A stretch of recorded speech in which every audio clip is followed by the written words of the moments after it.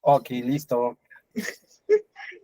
Va, entonces vamos a dar inicio. Bueno, las sesiones que teníamos asignadas están dirigidas a abordar el control de constitucionalidad y de convencionalidad que ejerce el Tribunal Electoral del Poder Judicial de la Federación a través de sus decisiones.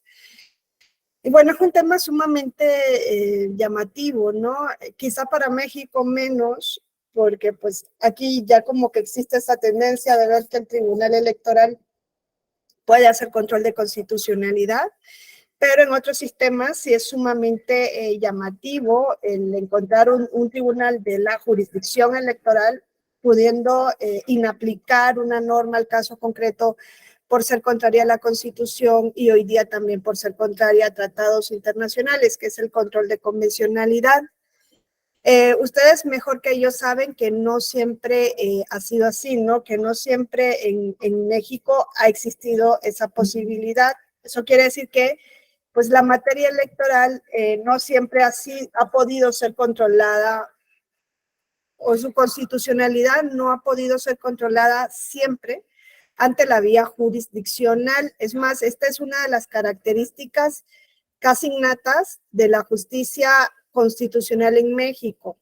Esa imposibilidad de que lo electoral se controlara a través de una vía jurisdiccional, sino que lo político, lo electoral se ha controlado en la vía política, ¿no? Esa es como la vía que siempre se había venido trabajando. En un momento determinado se cambia el rumbo y se establece la posibilidad de que un órgano jurisdiccional pueda hacer control de constitucionalidad en la materia electoral.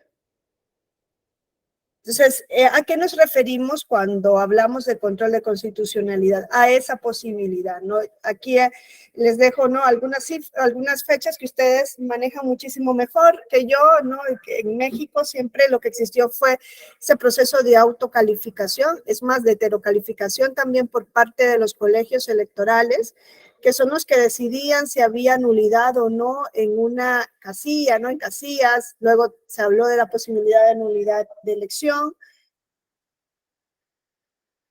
Y eran las que podían calificar los resultados y validar los resultados electorales.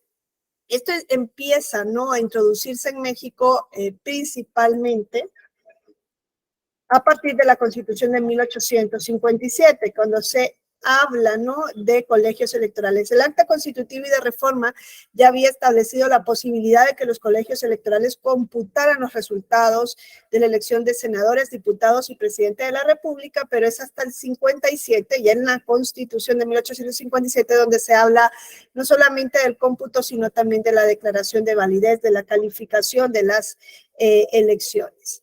Luego comenzamos a ver en México la evolución de la materia de justicia constitucional, ¿no?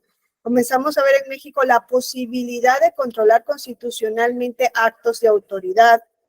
Y si ustedes recuerdan, esa posibilidad en México se introduce directamente a través de la vía del juicio de amparo.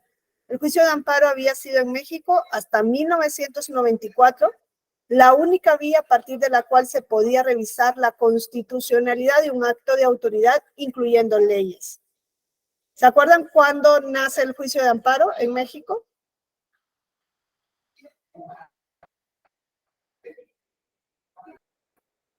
En el juicio de amparo en México, yo les pongo aquí introducción del juicio de amparo 60-80, pero es más bien antes de 1860, porque el juicio de amparo nace en la Constitución local de Yucatán de 1841 y luego pasa al Acta Constitutiva y de Reforma del 47 y luego entra la primera Constitución de 1857, ¿no? Ese es de las grandes figuras constitucionales que México ha exportado al mundo, esa posibilidad de que a través de un proceso jurisdiccional sumario y específico para la protección de derechos se pudiera alegar que una autoridad en un caso concreto había vulnerado, ¿no?, uno de los derechos establecidos en la Constitución. El juicio de amparo persigue, ¿no?, esa posibilidad. Se introduce, si lo ponemos así, a nivel federal a finales de la década de los 50 del siglo XIX, 1857, y en ese momento no existió quizá la cuestión de si en amparo se podían alegar violaciones provenientes de autoridades electorales. No se planteó esa problemática surge por primera vez a partir del denominado Amparo Morelos, ¿no? Que si ustedes recuerdan, ese Amparo Morelos de 1877-78 es la única ocasión en la que en México se abre la posibilidad de que, en ese caso, la Suprema Corte de Justicia de la Nación, conociendo el juicio de amparo, pudiese entrar a hacer un estudio sobre la legitimidad de las autoridades. Por eso se hablaba de la tesis de la incompetencia de origen, la legitimidad. Incompetencia de origen es que una autoridad es ilegítima porque llega al ejercicio del cargo o porque llega al ejercicio del cargo sin seguir la vía establecida en la norma, no es ilegítima de origen. Por eso se habla de incompetencia de origen, ¿no? De ilegitimidad. Si ustedes recuerdan, ese Amparo Morelos tuvo lugar precisamente a partir de una ley de hacienda pública para el estado de Morelos que perjudicaba a un grupo de hacendados, y este grupo de hacendados quiere controvertir, ¿no?, esa norma que va a entrar en vigor y que le va a causar un perjuicio porque van a pagar más impuestos. Y la línea argumentativa que ellos construyen es: esta ley no puede tener efecto, es nula, es inválida, porque ha sido emitida por autoridades incompetentes, y eso con base en el artículo de la Constitución, que si no mal recuerdo en ese momento era el artículo 14, que establecía que uno solo puede ser, o sea, que ninguna persona puede ser molestada, lo que se dice, sigue diciendo la Constitución, ¿no? Nadie puede ser molestado en su persona, en sus bienes, en su propiedad, en sus documentos, si no es en virtud de orden, de mandamiento escrito emitido por autoridad competente. Y aquí el alegato era: esa ley nos perjudica, pero no fue emitida por autoridad competente. ¿Por qué? Porque la Constitución del estado de Morelos exigía un quórum para dictar la norma, y este grupo de hacendados decía no se cumplió con ese quórum, y además quien promulga la norma, que es el ejecutivo, ¿no?, el titular del ejecutivo del estado, de ese estado, dice es también incompetente porque se religió en contra de una prohibición establecida en la propia Constitución local. Y ese argumento se lo llevan a la Suprema Corte de Justicia de la Nación, y la Suprema Corte entra a estudiar ese juicio de amparo en contra de una ley de hacienda pública, bajo el argumento de que la ley no podía tener efectos porque había sido emitido por autoridad que era incompetente de origen, porque tanto el Congreso local como el Ejecutivo que participaron en la formación de esa ley no habían seguido la vía legal para ejercer el cargo que ostentaban. Y ahí es donde se habla de la tesis de incompetencia de origen. Claro, hablar de una tesis de incompetencia de origen es bastante complicado, porque eso significaba en su momento que a través del juicio de amparo, la Suprema Corte de Justicia de la Nación iba a poder entrar a revisar la legitimidad de las autoridades. Y eso es materia electoral. ¿Cómo llegó una autoridad al ejercicio del cargo? Entonces, un grupo de ministros de la Suprema Corte se opuso abiertamente a esa posibilidad, porque dijo, esto, además de desnaturalizar el juicio de amparo, desnaturaliza la función de un órgano jurisdiccional como la Suprema Corte, que va a tener que entrar a analizar todas las elecciones si nos vienen a controvertir por incompetencia de origen, ¿no? Esas cuestiones políticas no deben ser examinadas por la vía jurisdiccional. ¿No saben ustedes que la Suprema Corte de los Estados Unidos de América llevaba esa línea de que las cuestiones políticas no debían llegar a la vía jurisdiccional, ¿no? Y luego lo otro que se estableció en ese momento por esos ministros que se oponían a esta tesis era que los derechos políticos no eran garantías individuales porque no tenían una vocación de universalidad como si lo tienen las garantías individuales hoy derechos humanos.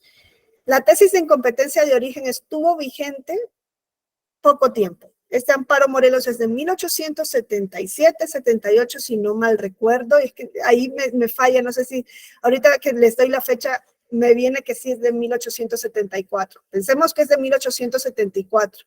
Si alguien lo puede googlear y me da la fecha, porque ahora mismo no la tengo claro.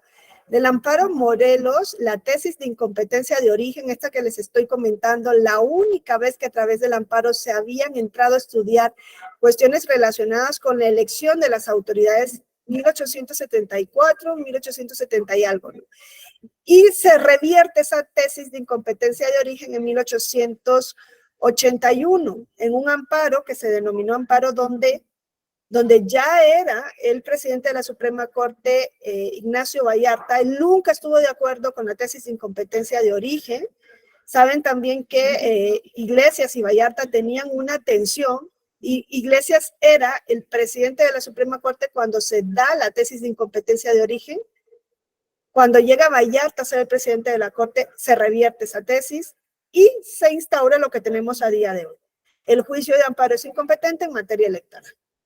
¿Por qué? Porque decían, es que son, primero, en materia electoral son garantías, son derechos políticos, y los derechos políticos no son, diríamos hoy, derechos humanos. En ese momento hablaban de garantías individuales. Eso sabemos que ha quedado completamente abandonado. Hoy día no hay ninguna duda, los derechos políticos son derechos humanos.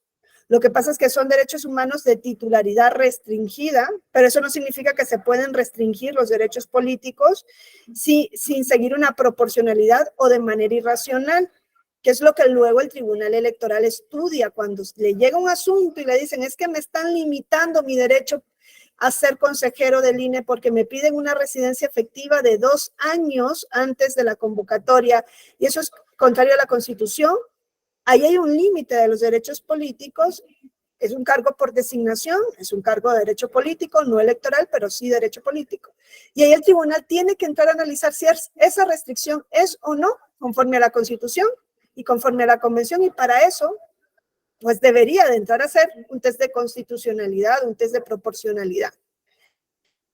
Entonces, lo que les digo es que esa era la primera vez en ese de los que se podía entrar, no se hablaba de test de proporcionalidad ni mucho menos, pero sí de la posibilidad de que un órgano jurisdiccional, y no cualquiera, la Suprema Corte, entrara a conocer esos asuntos. Vallarta dice no se puede, revierte la tesis de incompetencia de origen y se instaura la tesis de que el amparo es improcedente en materia electoral. Viene desde el amparo de 1881. 1881, finales del siglo XIX. En México ya se instaura una tesis de que el amparo no procede para conocer cuestiones políticas. Entonces, eso significa que las cuestiones políticas se tenían que dirimir ante autoridades políticas. Ustedes mejor que ellos saben las consecuencias que eso produjo en México. Y claro, eso fue uno de los anclajes para que un partido político pudiese estar prácticamente 7 décadas en el poder sin la posibilidad de que la oposición realmente alcanzara o llegara a alcanzar la alternancia. Fíjense, aquí yo les pongo, desde 1881 hasta 1976, se construye la tesis de que el juicio de amparo no es vía para impugnar cuestiones electorales. Eso sigue vigente a día de hoy. Yo les hago el marcaje de 1976 porque ustedes saben que en el 77 hubo una reforma electoral de gran trascendencia en México, y ahí por primera vez se siembran los cimientos de lo que iba a ser posteriormente la jurisdicción electoral. ¿Por qué? Porque ustedes se acuerdan que dentro de estas reformas de la denominada LOPE, se dio la posibilidad de que la Suprema Corte entrara a conocer del recurso de reclamación en contra de las decisiones de los colegios electorales. Lo que pasa es que no se reguló con claridad cuál iba a ser el efecto de una decisión en recurso de reclamación de la Suprema Corte de Justicia de la Nación. Lo que parecía, y digo parece porque pues eso nunca tuvo no se concretó, todos los asuntos fueron desechados ad initio. O sea, no llegó a la Corte a entrar al fondo de esos asuntos, pero lo que parece que la ley decía es que la Suprema Corte podía conocer de las decisiones de los colegios electorales, que son los que calificaban las elecciones, pero que la decisión de la Suprema Corte luego, si tenía una mayoría el colegio electoral de las 2/3 partes, podía ser revertida. con lo cual ponían a la Suprema Corte, máximo órgano jurisdiccional de México, en una situación bastante controvertida, ¿no? Su decisión no era definitiva. Entonces, ¿para qué entra la Suprema Corte a conocer estos asuntos?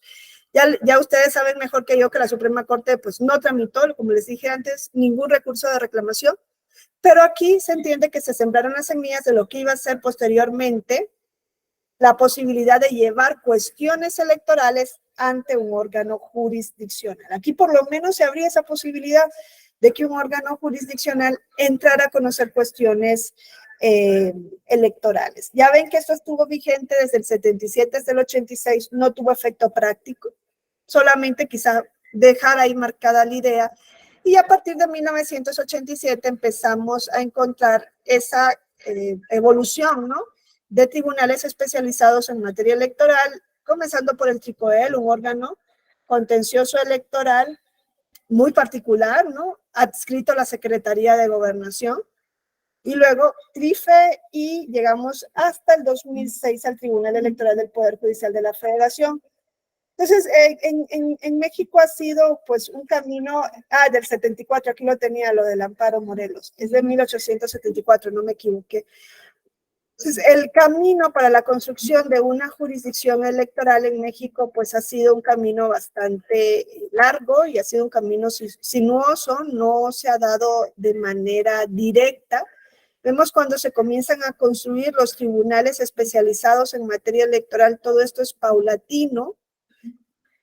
El TRICOEL era un órgano contencioso administrativo que solo ejercía control de legalidad, o sea, solamente podía entrar a revisar las decisiones de los colegios electorales, pero sus decisiones no eran definitivas, podían ser modificadas por los colegios electorales con un porcentaje de mayoría calificada. En el 90 entra el TRIFE, el Tribunal Federal Electoral, ya es un órgano autónomo especializado en materia electoral, tiene reconocido una serie de competencias, pero dentro de esas competencias no estaba el control de constitucionalidad. El Tribunal Federal Electoral en México llevaba a cabo control de legalidad.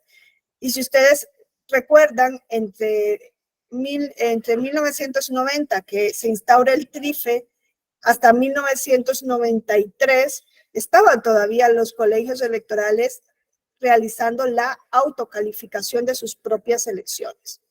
En 1993 se reforma la Constitución y se establece que la calificación de las elecciones de las cámaras ya la va a realizar el TRIFE. Hay un paso más, o sea, ya no va a haber autocalificación. Dice, solamente el colegio electoral de la Cámara de Diputados va a ser heterocalificación de la elección presidencial. En 1993, por tanto, el TRIFE ya se instaura como la última jurisdicción, o la jurisdicción que va a tener la última palabra en cuanto a la validez de las elecciones de las cámaras. En 1996 entra el Tribunal Electoral del Poder Judicial de la Federación, y ahí ya se le da también la posibilidad de calificar la elección presidencial, y la primera elección que califica es la del año 2000. Pero ese Tribunal Electoral del Poder Judicial de la Federación de 1996, al igual que el TRIFE de 1993, solo puede controlar la legalidad de actos y resoluciones electorales, y en 1996 se le dice al Tribunal Electoral, y puedes hacer un control de constitucionalidad de actos y de resoluciones, pero no se dice nada de si podía hacer control de leyes. Todo eso es importantísimo para entender cómo se construye la justicia constitucional electoral en México. Fíjense, desde el Amparo Morelos de 1874 hasta 1994, más de un siglo después, 1874, la Suprema Corte entró a conocer a través del Amparo Morelos una ley de Hacienda del Estado de Morelos que alegaban, el grupo de hacendados les causaba un perjuicio porque les molestaba en sus bienes y en sus posesiones, le mandaba pagar más impuestos, y siendo que la ley no había sido emitida por autoridad competente. Hablaba entonces de autoridad que de origen no era competente porque era ilegítima. Ya les digo, lo que alegaban es esas autoridades que emitieron la norma llegaron al poder no siguiendo la vía establecida en la Constitución. Son ilegítimas. Autoridades con una nulidad de origen. Entonces dice, si la autoridad no es legítima, la norma es nula.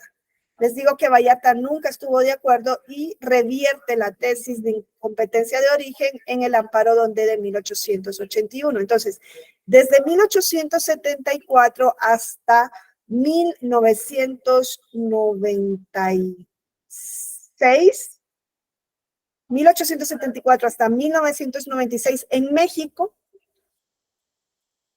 no existe la posibilidad de hacer control de constitucionalidad electoral. O siendo más específica, desde 1881, que es cuando Vallarta revierte la tesis de incompetencia de origen en el amparo donde y se instaura esto que ustedes tienen hasta el día de hoy, improcedencia del juicio de amparo en materia de derechos políticos, está en el artículo 61, fracción 15ª de la ley reglamentaria del artículo 103 y 107 de la Constitución. Desde 1881 hasta 1996, el amparo es improcedente en materia electoral y no existe la posibilidad de llevar una cuestión de derechos políticos ante un órgano jurisdiccional. ¿Qué pasa en 1996? ¿Ustedes se acuerdan qué pasa en 1996? Se expide la ley general, maestra, del sistema de medios de impugnación por primera vez, si no mal recuerdo. Y en esa ley general de medios de impugnación se le dice al Tribunal Electoral, que ya está un Tribunal Electoral, ¿puedes hacer control de constitucionalidad? No se le dice eso, maestra, pero se sientan las bases. Y ellos van haciendo ya su línea jurisprudencial. Es hasta la reforma de 2007, si no mal recuerdo, donde se le da la atribución plena para que ya pueda ejercerlo. Antes lo había hecho de mutuo propio el tribunal, obviamente, aplicando su propia doctrina, pero la Corte le da un revés y le dice que no podía hacer eso, porque había un control concentrado de la materia donde solamente el Pleno lo podía hacer. Disculpe, maestra, no levanté la mano. No, pueden abrir el micrófono cuando quieran, ¿eh? Lo has hecho bien. Víctor. Sí, doctora, bueno, creo que sería importante nada más aclarar que antes de esto, pues tampoco esta parte no existía en la Suprema Corte, sino hasta la reforma del 94, ¿no? Cuando finalmente Zedillo termina con la antes forma de la Suprema y la convierte nada más en 11 ministros, y es cuando se empieza a dar la facultad, o se le da facultad de poder hacer control. Por tanto, también el Tribunal Electoral, el Poder Judicial de la Federación, pues no la tenía. Y claro que entonces, si la Suprema Corte iba a empezar a hacer este tipo de trabajo, pues iba a empezar a construir criterios jurisprudenciales, algo que el Tribunal Electoral, el Poder Judicial de la Federación, pues hizo en su tiempo, y posteriormente la reforma, pues se empodera, nada más. Exacto. Ambos, Marciano y Víctor, nos dan la respuesta, ¿no? ¿Qué pasa en 1994? Nos dice Víctor Hugo, pues a la Suprema Corte se le reconoce esa facultad de hacer el control abstracto a través de la acción de inconstitucionalidad. Antes de eso, en México, el control de constitucionalidad se llevaba a cabo solamente a través de juicio de amparo, control para el caso concreto. En cambio, en 1994, en esa transformación que se opera en la Suprema Corte para hacer un tribunal constitucional en México, ya se les da la facultad de acción de inconstitucionalidad, pero se dice no procede frente a leyes electorales. En 1994, cuando se introduce la acción de inconstitucionalidad en México, sigue estando esa tendencia de Vallarta de decir, no, en materia electoral no le vamos a entrar. Ustedes saben que el control abstracto es ese que nosotros vamos a ver dentro de esta semana, ¿no? Dicen mañana, quizás sale lo de la segunda parte del plan B. Es esa facultad que puede hacer la Suprema Corte de decirnos si una ley es válida o inválida, si cumple el parámetro de regularidad constitucional o no, pero de manera abstracta. ¿Por qué? Porque la ley no se ha aplicado a ningún caso concreto. No hay nadie que diga es que ese plan B me está violando directamente un derecho. No, es solamente ver si esa norma es o no conforme a la Constitución para depurar el orden jurídico, ¿no?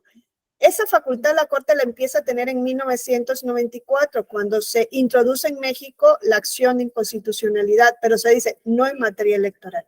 En 1996, cuando se introduce el Tribunal Electoral del Poder Judicial de la Federación, también se reforma el artículo 105, fracción segunda, y se posibilita lo que hoy vemos, que también proceda la acción de inconstitucionalidad frente a leyes electorales y se habilita a los partidos políticos para poder promover esa acción, ¿no?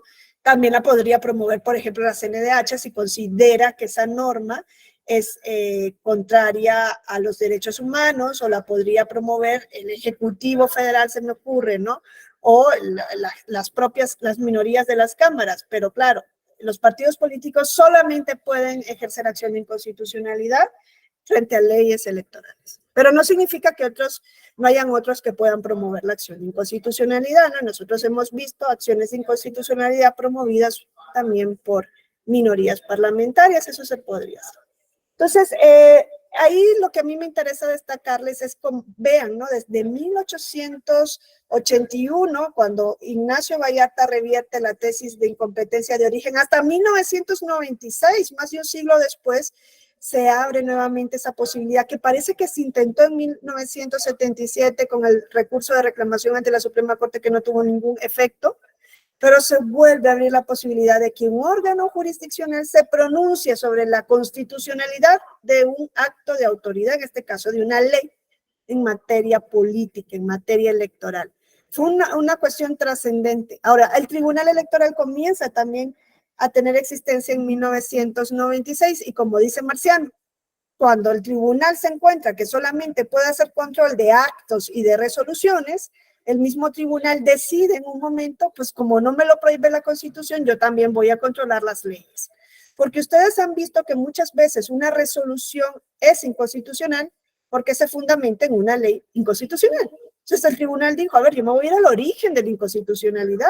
Si a mí me impugnan una decisión del INE porque viola derechos humanos, pues yo voy a ver cuál fue su fundamento, y si su fundamento es una ley electoral, entonces yo voy a declarar la inconstitucionalidad para el caso concreto de la ley electoral, que es la que vicia a la resolución. Me voy por todo. Y el tribunal comenzó a hacerlo porque si no era como una actuación irracional. Es que va a decir, la resolución del INE es inconstitucional y no me pronuncio sobre la ley. Pero claro, la Constitución no le habilitaba eso. La Constitución solamente establecía que podía hacer control de actos y resoluciones. Pero el tribunal ha sido un tribunal, siempre les digo, rebelde, ¿no? Un tribunal que va un paso adelante. O sea, el tribunal dicta esa jurisprudencia que les pongo ahí, la emite, que dice, tiene facultades el tribunal para inaplicar leyes que se opongan a las disposiciones constitucionales. ¿De dónde se lo sacó? La Constitución no le daba esa posibilidad.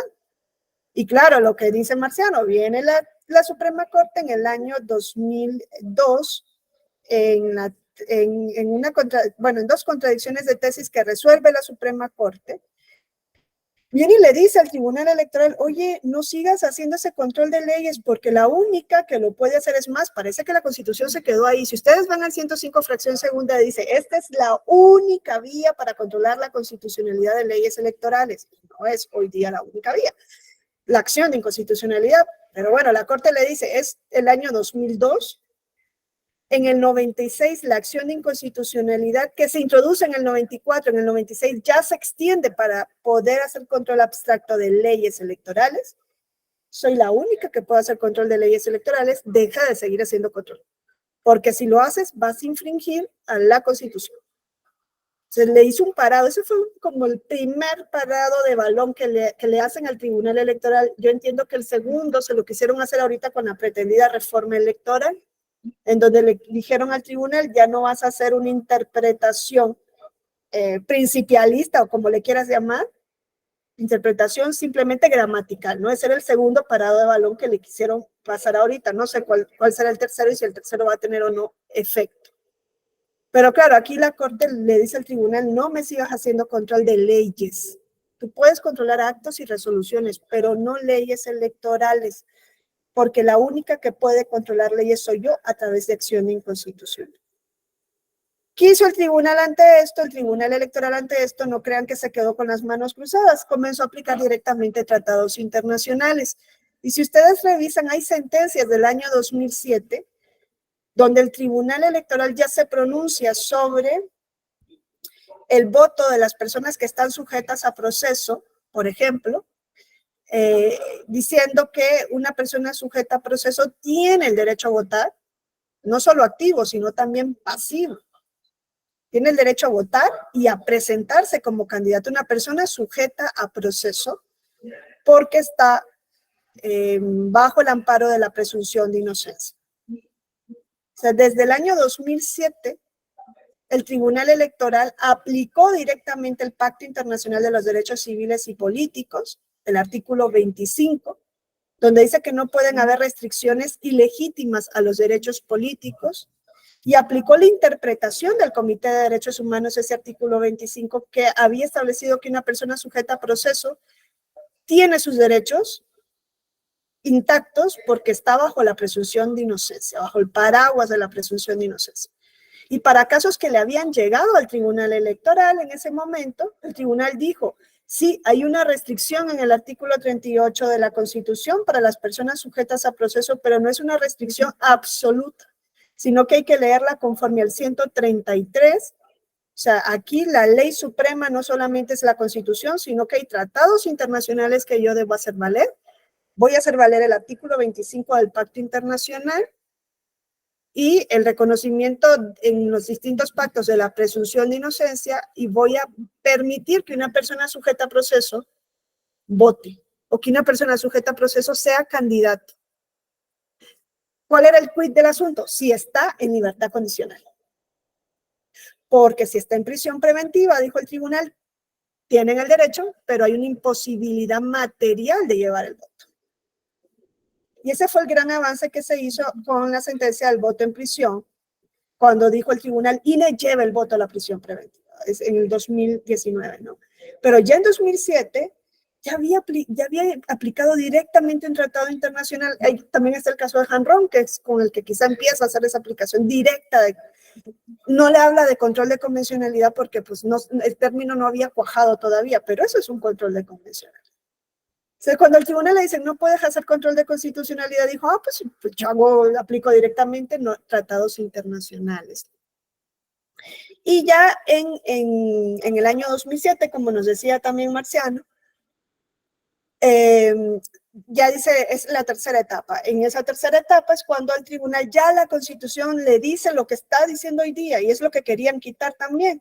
Ya les digo que en ese segundo parado de balón querían reformar esta parte del artículo 99 y dice, las salas del Tribunal Electoral pueden inaplicar leyes electorales, fíjense, ya no dice actos, resoluciones, dice leyes electorales contrarias a la Constitución, con efecto para el caso concreto.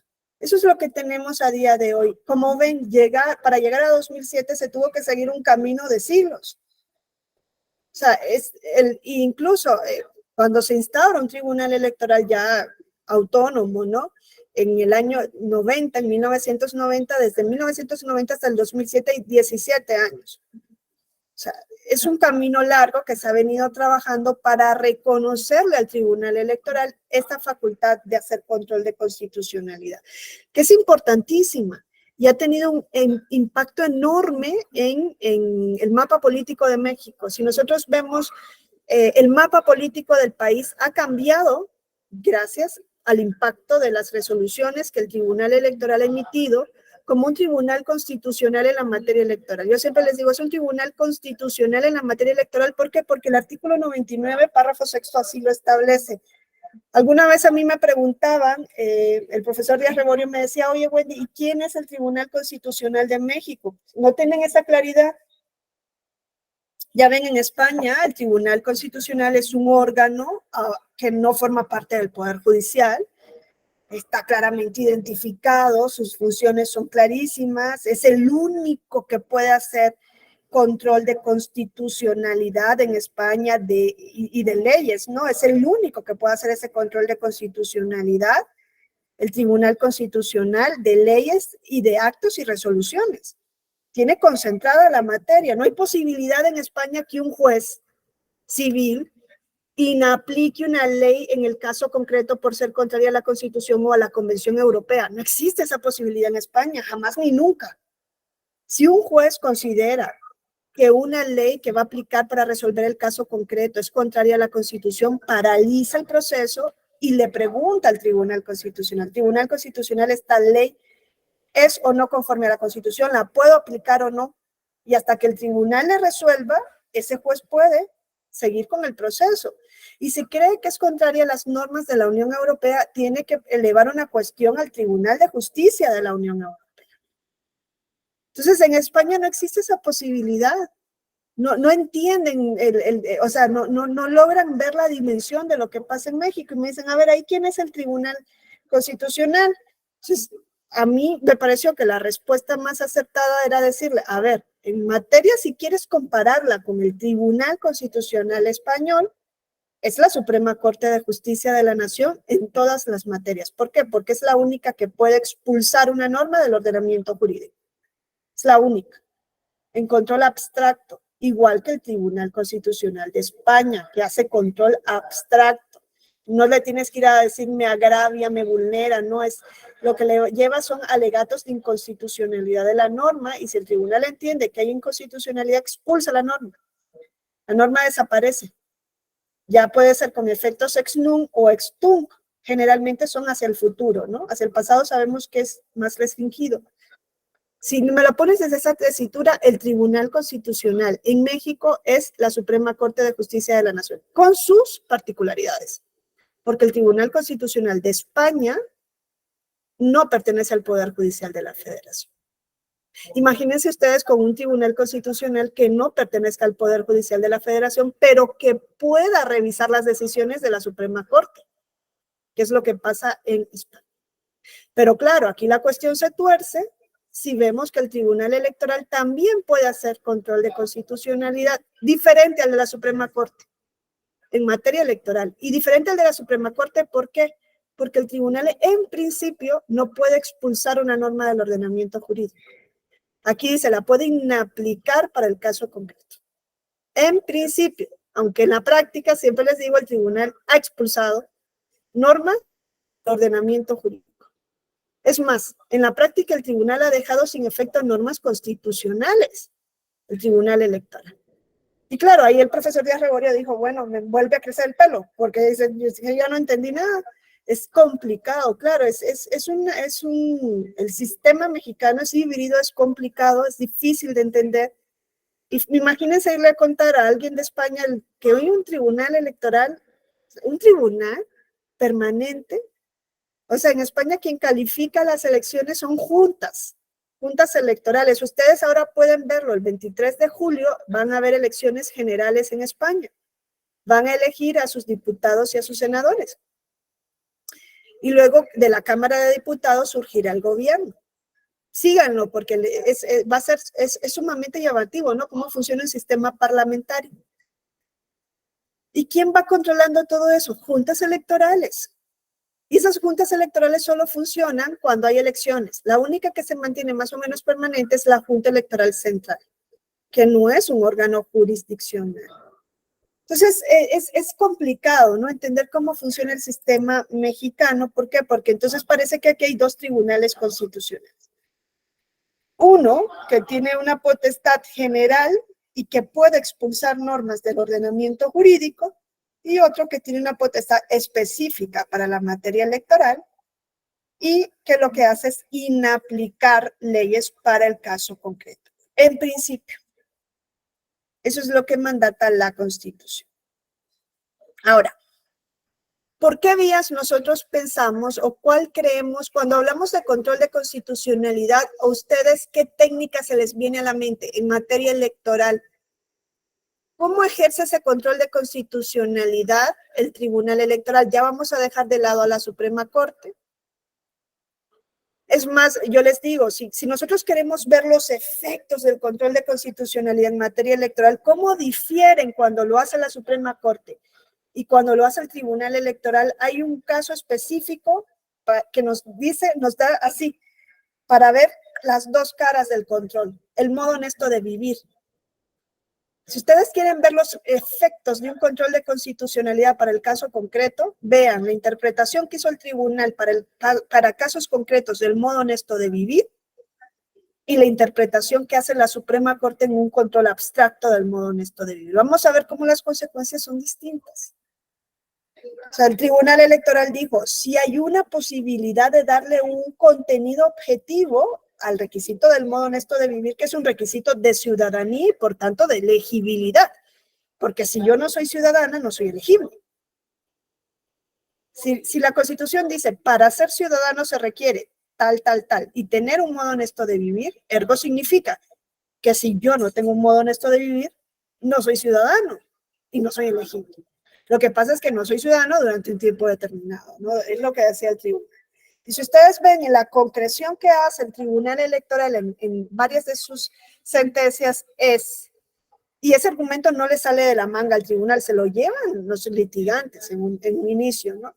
Lo que le dicen al tribunal es un funcionario público electo que en el ejercicio del cargo, porque cuando va a ejercer el cargo un funcionario público jura respetar la Constitución, que en el ejercicio del cargo ha violado la Constitución, porque ha cometido violencia política por razón de género, viola la Constitución porque la Constitución prohíbe la discriminación por razón de género, y la violencia es una forma de discriminar. Entonces dice, un funcionario que en el ejercicio del cargo viola la Constitución, y no solamente eso, se mantiene en la violación, es reincidente, no cumple una sentencia, viola la Constitución, hay una sentencia que le dice firme, estás violando la Constitución porque cometes violencia política de género, por razón de género, y sigue cometiéndolo, es reincidente, y se quiere reelegir en el cargo para el siguiente proceso electoral. Todo eso tiene que confluir, dice el tribunal, para que esa persona se entienda que carece de un modo honesto de vivir. Porque ¿qué interpretó el tribunal? Dijo, el modo honesto de vivir es una presunción iuris tantum, admite prueba en contrario. Y una prueba en contrario es esto, funcionario electo, que hay una sentencia firme que le dice cometiste violencia política, que es discriminación. La Constitución en el artículo 1 prohíbe la discriminación. Es reincidente, hay una sentencia, nunca la cumple, hay incidentes de incumplimiento y tampoco, y se pretende reelegir en el siguiente proceso, y dice, ahí hay elementos para desvirtuar la presunción. ¿Eso es objetivo o es subjetivo? ¿Ustedes consideran que una interpretación así le está dando un contenido objetivo o subjetivo al modo honesto de vivir? A ver, sí, porque estamos viendo cómo el tribunal va concretando su control de constitucionalidad. El modo honesto de vivir está en la Constitución. Yo les preguntaba al inicio, mi pregunta es, ¿cuáles son las vías a través de las cuales el Tribunal Electoral hace control de constitucionalidad? ¿Cómo realiza el control de constitucionalidad del tribunal? Habría que analizar las diferentes técnicas que el tribunal ha venido implementando para hacer control de constitucionalidad. Hay distintas vías. Una de ellas es interpretar directamente un artículo de la Constitución. Ustedes saben, una vía para hacer control de constitucionalidad es interpretar directamente un artículo de la Constitución. Y es más, ustedes eso lo tienen clarísimo en el juicio de amparo. En México hay dos vías para hacer juicio de amparo, el directo y el indirecto. Y el directo es casi para control de legalidad y se quedan en los tribunales colegiados de circuito. Pero ustedes saben que la Suprema Corte puede entrar a subrogarse en lugar de un tribunal colegiado o conocer en segunda instancia de manera excepcional cuando el tribunal colegiado ha interpretado directamente un precepto de la Constitución. Ese es control de constitucionalidad. Si el tribunal colegiado hizo control de constitucionalidad, la Suprema tiene que entrar para ver si ese criterio es correcto o no. Puede hacerlo de oficio, atrayendo el proceso, o pues tiene que hacer la solicitud en revisión, ¿no? La revisión no se hace de oficio. Entonces yo les preguntaba, ¿qué vías usa el tribunal para hacer control de constitucionalidad? Una de esas vías que utiliza el tribunal para hacer control de constitucionalidad es precisamente esta, ¿no? La vía de la interpretación directa de un precepto constitucional. Y un ejemplo de cómo el Tribunal Electoral interpreta directamente un precepto constitucional es precisamente el modo honesto de vivir. El modo honesto de vivir, como les digo yo, está en la Constitución, está en el artículo 34 de la Constitución, es un requisito que sigue estando en el artículo 34 de la Constitución y que se entiende que es un requisito de ciudadanía, ¿no? Está desde 1856 en la Constitución como un requisito de ciudadanía. Ha estado muriéndose de la risa, ¿no? El modo honesto de vivir del artículo 34 tiene mucho tiempo muriéndose de la risa porque, pues, es cierto. Una persona que delinquió y que fue condenada por el delito de narcotráfico y está cumpliendo su condena por el delito de narcotráfico, ¿tiene o no tiene modo honesto de vivir? Pues parece que mientras cumpla condena, el 38 nos dice que no, porque no puede votar y ser votado. Miren, cuando ustedes ven el artículo 34 de la Constitución, el artículo 34 en lo que nos habla es de requisito de ciudadanía. Y a veces confundimos, ¿no? El requisito de ciudadanía con otras, o la ciudadanía con ser persona. Cuando nosotros nos dice, para ser ciudadano, se requiere, entre otras cuestiones, del modo honesto de vivir, eso significa para ejercer derechos político-electorales, porque ¿cuál es la diferencia entre una persona que es ciudadana y una persona que no es ciudadana? Los derechos político-electorales. En principio, yo siendo extranjera, en su momento cuando yo era extranjera en México, pues yo tenía todos los derechos.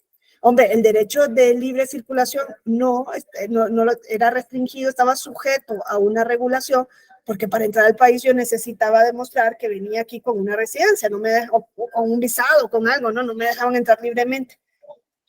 Entonces, el modo honesto de vivir, cuando te lo exige la Constitución, es un requisito de ciudadanía. Y la diferencia entre un ciudadano y un no ciudadano es el ejercicio de los derechos político-electorales. Porque a día de hoy seguimos todavía con esa concepción de que solo los ciudadanos pueden ejercer derechos políticos. Una cuestión que deberá ser sujeta en algún momento a una racionalidad, a un estudio de racionalidad. Si hoy día, en 2023, se puede sostener lo que se sostuvo en 1789, de que los derechos políticos solo le corresponden al ciudadano.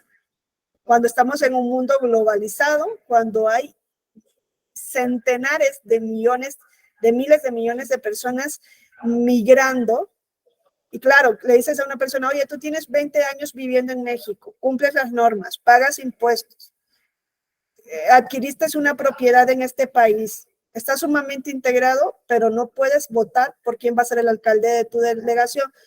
Porque si votas por quién va a ser el alcalde de tu delegación y eres colombiano, aunque tengas 20 años viviendo en México y ya no tengas ni familia en Colombia, estás votando por los intereses de Colombia y no por los de México. O sea, nosotros a veces tenemos como las regulaciones y nadie analiza la racionalidad.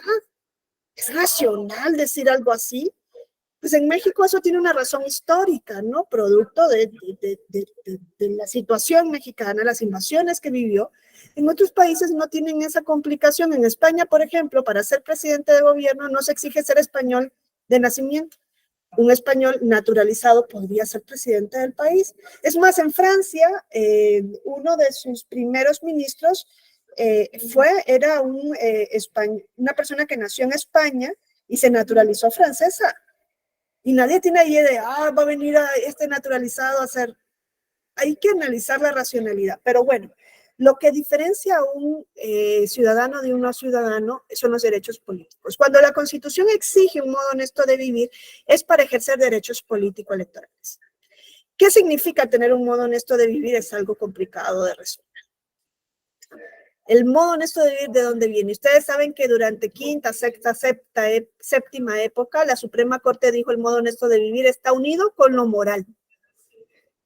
Y siempre les pongo el ejemplo. Decía, una mesera de cabaret ejerce una labor legal, pero es inmoral. Y no tiene un modo honesto de vivir y no puede acceder a la libertad condicional, que para eso se exigía en el Código Penal tener un modo honesto de vivir. Pero hoy día le podemos dar otro sentido, ¿no? Sí, Víctor Hugo. Simplemente una opinión, doctora. Considero que si bien es cierto, los extranjeros pueden ser considerados para poder votar o ser votados, no debemos de perder de vista que la lucha de los grupos más desventajados, como son las afromexicanas o afromexicanos e indígenas, no han logrado lo que finalmente se ha idealizado. Considero que esto no se puede pasar inadvertido por encima de sus derechos. O sea, no podemos reclamar un derecho de extranjeros si los derechos de aquellos pueblos más desventajados no se han garantizado. Y creo que ese clima o ese tipo de debate debe de llevarse a ese nivel, quitarse del eurocentrismo y irnos más hacia lo mesoamericano. México es un pueblo mesoamericano y ese tipo de valores creo que se han perdido. Y en materia electoral, creo que tanto más. Aunque pareciera que por ahí hay atisbos en sentencias del mismo Tribunal Electoral Poder Judicial de la Federación, esto no se ha perfeccionado. Es cuanto. Gracias, Víctor Hugo. Sí, yo creo que no es excluyente una lucha de la otra, ¿no? Y en México se ha notado que desde luego a lo que se ha venido intentando paliar en cuanto a la exclusión ha sido a grupos de personas indígenas, y ahora se habla de afrodescendientes, porque antes ni los nombrábamos, pensábamos que están dentro de las mismas personas indígenas y no, tienen una individualización, ¿no? No es lo mismo una persona que se autoadscribe como afrodescendiente de una persona que se autoadscribe como indígena. Ahí hemos también discriminado porque los metíamos, si puedo decirlo así coloquialmente, en la misma bolsa. Sí entiendo que desde luego en México, cuando hay un 21.5% de personas que se autoadscriben indígenas, eso debería ser un tema que tiene que estar siempre sobre la mesa, pero no creo que haya una exclusión entre la reivindicación de unos derechos y de otros. Podrían ir de la mano, ¿no? Es más, en México, quizá incluso me dirán antes, y lo pondría así, antes de hablar de los derechos de los migrantes extranjeros en México, hablemos de los migrantes mexicanos y del migrante interno en México, porque pues hay muchos grupos desplazados y pocas veces nosotros nos ponemos a pensar, ¿y cómo hace una persona que ha sido desplazada, un indígena desplazado de su lugar de origen a otro? No digo que no pueda votar, pero claro, ¿cómo accede al voto pasivo? Es posible que esa persona, o es deseable que esa persona igual tenga una cuota en un congreso local, porque no se han desarrollado esas cuotas en congresos locales para personas migrantes internas en México, mexicanos que tienen que migrar de manera forzada.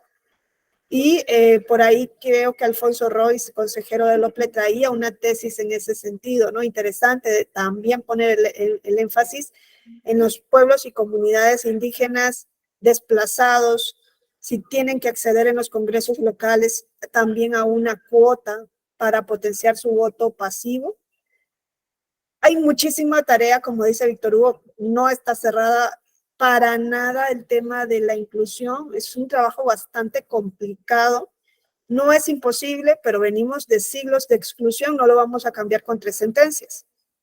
Y antes de cambiar por golpe de sentencia hay que reeducar a la población, ¿no? Es una cuestión de reeducación y es una cuestión cultural. Pero bueno, volviendo al modo honesto de vivir, nosotros tenemos este requisito, modo honesto de vivir. Cuando el Tribunal Electoral le da un contenido a este requisito, está haciendo control de constitucionalidad. Eso es un control de constitucionalidad. A veces pensamos que el control de constitucionalidad solamente es una ley contraria a la Constitución. No, esto está en la Constitución, artículo 34. Y el tribunal le llega un asunto, me acuerdo que le llegó primero a Sala Jalapa en el año 2018, y le dicen a Sala Regional Jalapa, a ver, Sala Regional Jalapa, un partido político de Oaxaca. Le dice, ahí hay un presidente municipal en Oaxaca que desde que nombraron a su síndica nunca la dejó trabajar. No le dio oficina, la insultaba, le llamaba bruja, imbécil, que por ser mujer no podía hacer nada. ¿Qué más le había hecho? No le dio oficina, era síndica, no le daba la información para ejercer su cargo, no le pagaba las dietas correspondientes al ejercicio del cargo. Bueno, al final el hombre dijo, te voy a quitar y voy a poner a otra persona en tu lugar, sin seguir el procedimiento establecido en la ley cuando eran funcionarios electos popularmente.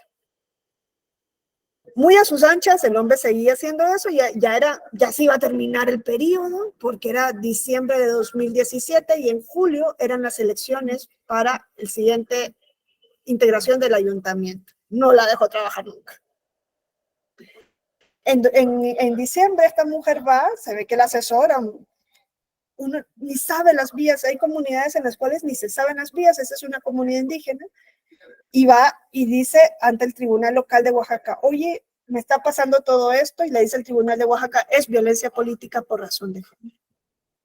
Ahí hay violencia y dicta unas medidas de no repetición. Entre ellas, poner a la mujer nuevamente en su cargo y pagarle las dietas correspondientes. Se impugna el funcionario, el presidente municipal dice, ¿cómo? Y se va ante Sala Regional Jalapa. Y Sala Jalapa dice, es violencia política. Y ya no llega a Sala Superior. Ergo queda firme la Comisión de Violencia Política por razón de género. Queda firme como en enero del 2018, febrero. Pues por febrero, el partido político de este funcionario lo inscribe para ser su candidato a la reelección como presidente municipal. Y ahí ves todo el engranaje, la responsabilidad de los partidos. O sea, ¿saben que esta persona fue condenada o no saben? Bueno, fue sancionada, perdón, sentenciada por violencia, o no lo saben. El hombre nunca cumplió, le daba igual, dijo, mediante no repetición, pues mira, qué risa me da.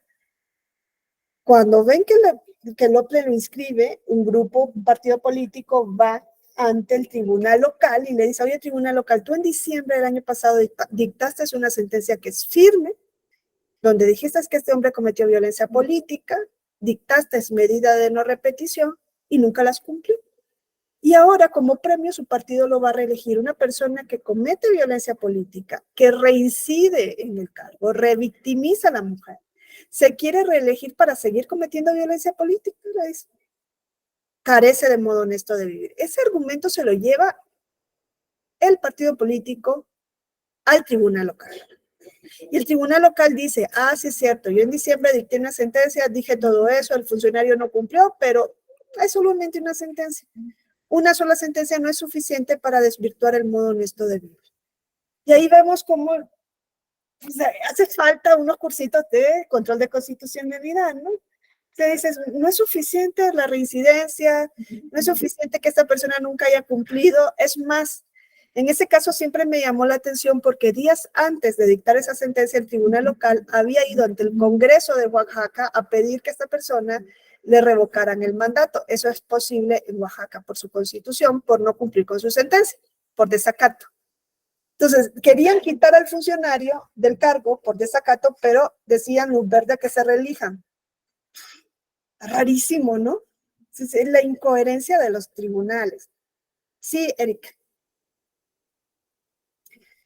Sí, gracias, doctora. Y es que también de aquí surgen dos temas a considerar. Uno, el tema electoral, que nos queda claro, creo, a todos que efectivamente ejercer violencia de género no es un modo honesto de conducirse, pero al ser una sentencia firme, y como vemos es un requisito de ciudadanía, ¿no?, constitucional, el siguiente paso sería tal vez llegar con esa resolución de la sala regional, porque fue sala regional Jalapa, ¿verdad? ¿Ya no llegó a superior?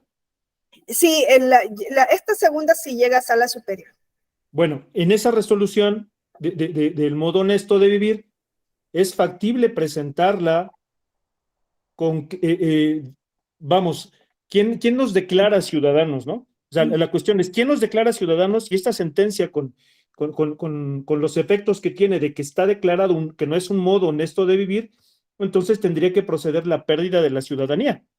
Es que la ¿no? pérdida O sea, es algo complicado, ¿no? Porque la Constitución igual da criterios para perder. De lo que habla más el tribunal es de suspensión. se suspende el modo honesto de vivir y se suspende la ciudadanía por un periodo electoral. Es más o menos lo que vino haciendo el tribunal. Miren, la sentencia esta que yo les digo es esta. A ver, el tribunal local dice, yo no voy a dejar sin efecto el registro. El partido político, contra esa sentencia del tribunal local, incoherente, porque le había pedido al Congreso de Oaxaca, revoque el mandato de este funcionario que desacata mi sentencia, pero luego dice, pero luz verde para que el OPLE lo registre como candidato a la reelección, que se reelija, pero que no siga en el... Revisémonos, no somos coherentes en nuestras posturas. Creo que el tribunal andaba ahí medio perdido. Entonces le llevan ese criterio del tribunal en JRC, porque es una decisión firme de un órgano local, ante Sala Jalapa. Y muchas veces decían, es que fue Sala Superior. No fue Sala Superior, fue Sala Regional Jalapa, la que por primera vez desvirtuó ese modo honesto de vivir por violencia política. Pero no solo porque se cometió violencia política una vez, no, por la reincidencia, porque nunca se cumplió con las medidas de no repetición y de reparación, y porque además se quiere premiar con la reelección. Entonces, es Sala Jalapa la que dicta eso. Claro, el funcionario, cuando Sala Jalapa dice, no, queda en baja ese registro porque esta persona tiene desvirtuado el modo honesto de vivir para el siguiente proceso electoral. El funcionario se va ante Sala Superior en el subrec 531 diagonal 2018 y Sala Superior confirma lo que dice Sala Jalapa. El tribunal confirma, Sala Superior, perdón, confirma, pero Sala Jalapa es la pionera en esa interpretación. Ahora, Sala Jalapa no es que se levantaron los 3 magistrados y magistradas y tuvieron el argumento, no, se lo llevaron se lo llevó el partido político. Y ahí es donde yo digo, miren cómo ustedes como litigantes, no sé si litigan o son funcionarios electorales, pero miren cómo los litigantes pueden cambiar todo. Como una brillantez en un argumento que a nadie se le había ocurrido, cambia. En un momento en México, la percepción del modo honesto de vivir, lo mismo pasó en el recurso en el procedimiento especial sancionador, perdón, el PES cambia y tiene medidas cautelares a partir de un argumento de un partido político. El PES tenía solamente una función de sanción y tiene ahora medidas cautelares por un partido político. El proteger a la infancia en la vía electoral llega a través del argumento de un partido político en el asunto de quién pompó de Nuevo León. O sea, ustedes, las personas litigantes, pueden cambiar el rumbo de las cosas. Y en el modo honesto de vivir, ese argumento se lo llevan al tribunal electoral, Sala Jalapa lo hace suyo y el Sala Superior confirma. Ahora, ¿qué es lo que se venía haciendo en el modo honesto de vivir? Es una persona que comete violencia política y es reincidente. Esa persona sigue violando derechos constitucionales, principios constitucionales. La no violencia es no discriminación. Hemos olvidado que la discriminación es violencia y a la inversa. Entonces, no puede ser reelecto en el cargo. La presunción solamente se desvirtúa por ese periodo. Lo que no podía decir el tribunal electoral, que es lo que luego la Suprema Corte entiende que el tribunal dijo, pero nunca dijo, es que esa persona ya perdía la ciudadanía. Ojo, pero no seamos tampoco inocentes. Si dices, es que durante el siguiente periodo esta persona no tiene modo honesto de vivir, parece que no tiene ciudadanía. Yo creo que ahí es lo que el tribunal tuvo que haber enfatizado en su argumentación y no lo hizo. Porque el tribunal tuvo que haber dicho, yo solo me estoy refiriendo al modo honesto de vivir en cuanto al voto activo. No puede reelegirse en el cargo o no puede saltar de chapulín de un cargo a otro. Si esta persona nunca cumplió con una sentencia firme, incidentes de inejecución, y fue reincidente en discriminar y violentar a una persona por género. Entonces, yo creo que ahí el tribunal tuvo que haber hecho el énfasis de, ¿y esa persona puede votar? ¿O tampoco va a poder votar? ¿Y puede ir a una consulta popular y votar? Claro que podía hacerlo. La suspensión era únicamente en el voto activo, pero al tribunal le faltó meterse más allá. Y ahí es donde vemos que a las sentencias hay que criticarlas, o sea, no solamente de manera amigable, ahí el tribunal, pues, le faltó la argumentación. Quizá por los plazos perentorios, por X o lo que quieras, ¿no? Pero ahí le faltó completamente la argumentación. No se pronunció nada con relación a la ciudadanía. Y la Suprema Corte luego, cuando le entra en la contradicción de criterios, ahí sí. Dice, ¿y cómo el tribunal va a hacer perder a alguien la ciudadanía si la Constitución dice que la ciudadanía se pierde por criterios taxativos?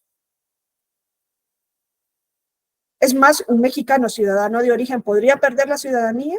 Bueno, la ciudadanía se le puede suspender, pero la nacionalidad no. Y ahí no quedaba claro cuál era el concepto que había dicho el tribunal. Ahora, el tribunal la primera vez que interpreta el modo honesto de vivir es para violencia política por razón de género. Ahí pasó sin pena ni gloria. ¿Qué dijo la Corte de eso? Nada. Ahora, ¿tenía que haber dicho la Corte algo? No, porque el tribunal es la última autoridad en México en materia de interpretación constitucional en materia electoral. La última. Nadie en México puede venir a revisar una sentencia del tribunal a menos que exista una contradicción de criterios con la Suprema.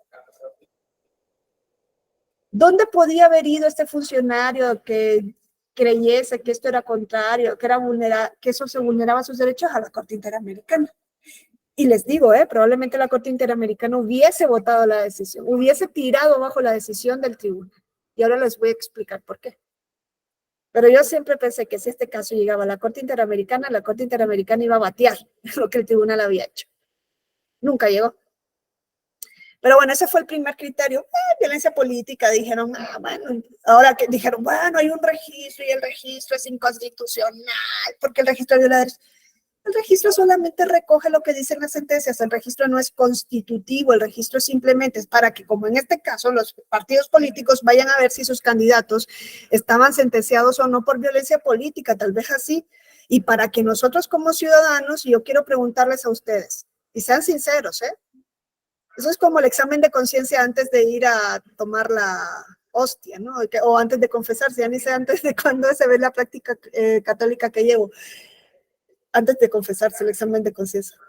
Ustedes antes de votar van a revisar los registros a ver si los candidatos que tanto les gustan están en alguno de ellos, les interesa, no les interesa, porque también es para eso, es una ciudadanía responsable. Es un ejercicio de ciudadanía. Yo voy a ir a ver si mi candidato es violador de la Constitución. A mí qué me importa, si me cae bien. Pues porque si viola la Constitución, niña, una violencita de género que hizo, pues relativizamos y luego decimos, oye, es que los políticos son lo peor, son un tal, son un circo. Es parte de la responsabilidad que nosotros tenemos el tener esos políticos ahí. Porque en Alemania yo me acuerdo que un ministro que iba a ser el sucesor de Angela Merkel plagió 3 párrafos de su tesis doctoral, y cuando digo plagio es que no usó bien las referencias de APA, y ese hombre perdió el cargo de ministro y salió de la política para siempre. Nosotros deberíamos preguntarnos, ¿y por qué en América Latina nuestros políticos hacen lo que les da la gana? Entran a la cárcel, los procesan, le hacen juicio y hay pruebas de que delinquieron, malversaron recursos públicos, son corruptos, y allá andan tan felices, los volvemos a elegir años después, y tan contentos, no pasó nunca nada, nos da igual. ¿Y qué creemos? ¿Que eso es culpa de los políticos? ¿Es su responsabilidad? No, pues es nuestra responsabilidad, como ciudadanos somos apáticos, y de ahí la clase política que tenemos desvergonzada muchas veces, y no digo en México, en América Latina. Y vemos una serie de casos en los cuales hay un montón de presidentes electos o reelectos después de haber estado en la cárcel, salen de la cárcel a la reelección, qué magnífico. Es la panacea, Ya dices, no, bueno, y no digo que pues ya delinquió y ya cumplió su pena y pues no le tiene que seguir la pena por siempre, pero hombre, si el delito era malversación de fondos y lo vuelves a poner en el cargo, o como el caso del presidente de Nicaragua, ¿no? Que la habían acusado de violación, su hijastra, y nunca lo procesaron porque bloquearon, porque era diputado en ese momento, y dijeron, no, pues tiene inmunidad. Ya cuando lo procesaron ya había pasado el tiempo para la prescripción, y lo vuelve a elegir el pueblo tan contento, y ahora estamos llorando, no, oh, qué malo, es un dictador. Sí, es un dictador, pero tu responsabilidad fuiste a votar y le votaste, Entonces, esa falta, es que, ¿de dónde viene? Yo me pregunto, ¿de dónde viene que seamos así? Porque si vemos hacia América Latina, el panorama es desolador. Y el panorama era desolador en los 60, en los 70, y hoy en 2023 sigue siendo desolador. O sea, todos los países están en crisis, la mayoría, son 3 o 4 los que se salvan. Entonces, hay una cuestión cultural bastante fuerte, que no tiene que ver con que la clase política y los partidos, no, es que, como digo siempre, no son extraterrestres que vienen a aterrizar y nos los ponen ahí, no, es que somos nosotros. Es muy bien, o sea, es como desmoralizante, ¿no? Sí, Víctor. Gracias, doctora, por provocarnos a este tipo de me está colocando en una situación compleja y bueno, al provocarme de esa manera, quiero yo aportar de la siguiente forma.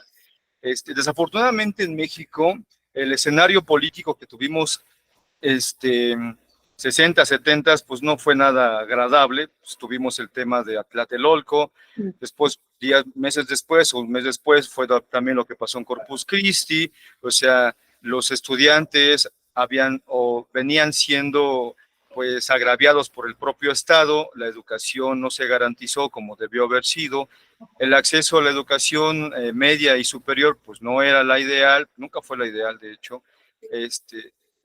recientemente también, claro está, después de que se logra que una hegemonía de un partido termine en el 2000, pensando que un partido azul viniera a ser el cambio no pasó. Curiosamente, el sesgo mexicano pues se idealiza con alguien que habla muy popular, entre polcatas y víboras y todo tipo de cosas que se le ocurrían a ese tipo. La gente, como habla así, quiero pensar, pues dijo, este es pueblo, ¿no? Finalmente no fue así. La otra parte, pues la forma en la que el gobierno se hacía o se hace de la cobra de impuestos, pues también no fue, y creo que hasta ahorita parece que está cambiando, no se está haciendo como debió haber sido.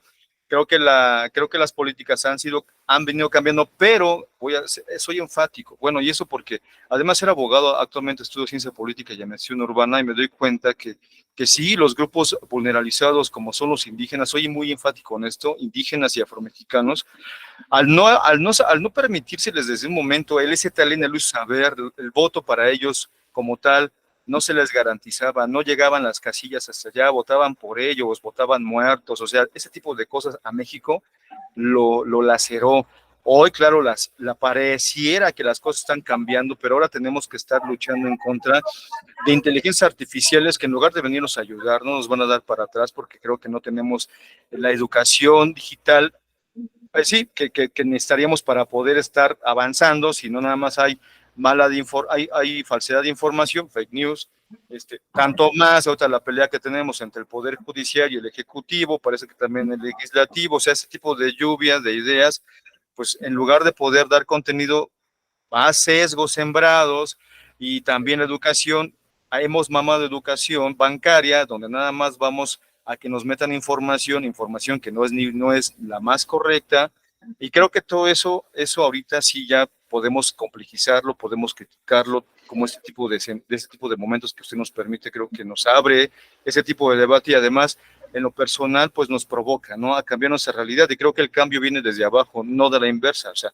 siempre la horizontalidad o la lucha social nos ha dado cuenta de que se han reconocido derechos que no se tenían en relación a las coronas ganadas, pero aún falta más todavía por ganar, y creo que la democracia es uno de los escenarios en el cual van a ocurrir cosas importantes de este lado de América. Y claro, una vez más, para terminar, tenemos que quitar el eurocentrismo de esta parte, porque el eurocentrismo ha marcado sesgos en nosotros. Siempre pensamos que Europa es lo mejor, y no, hoy día no va a ser así, no es así, no así.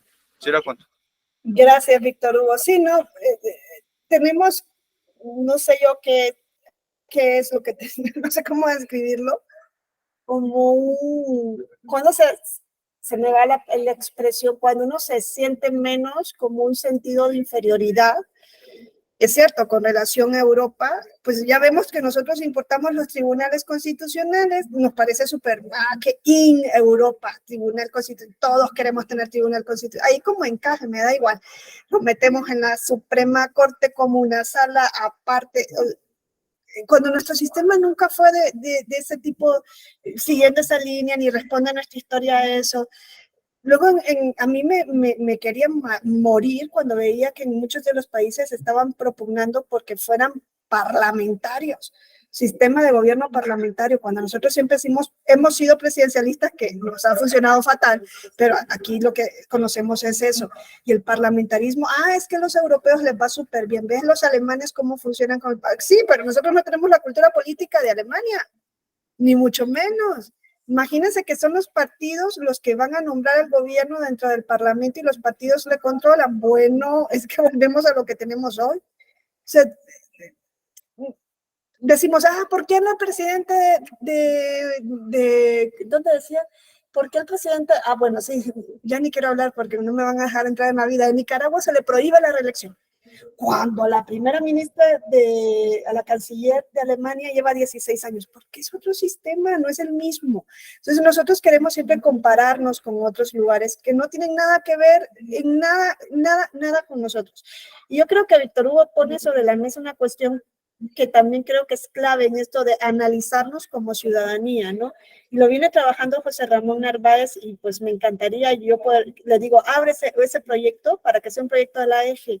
En la democracia en situación, para las personas que están en condición de pobreza, ¿no? Democracia y pobreza, yo creo que esa es la gran cuestión de América Latina. Nuestra clase media es cuálida, les interesa que sea descuálida a los políticos. ¿Por qué? Porque pues mientras la gente no tenga acceso a los servicios mínimos, y no solo hablo de educación, salud, vivienda, ¿no? Desde el diario, alimentación, mientras la gente no tiene acceso a esos servicios mínimos, a la gente pues es apática hacia la democracia porque ven a la democracia con efectos inmediatos. ¿Qué me da la democracia a mí?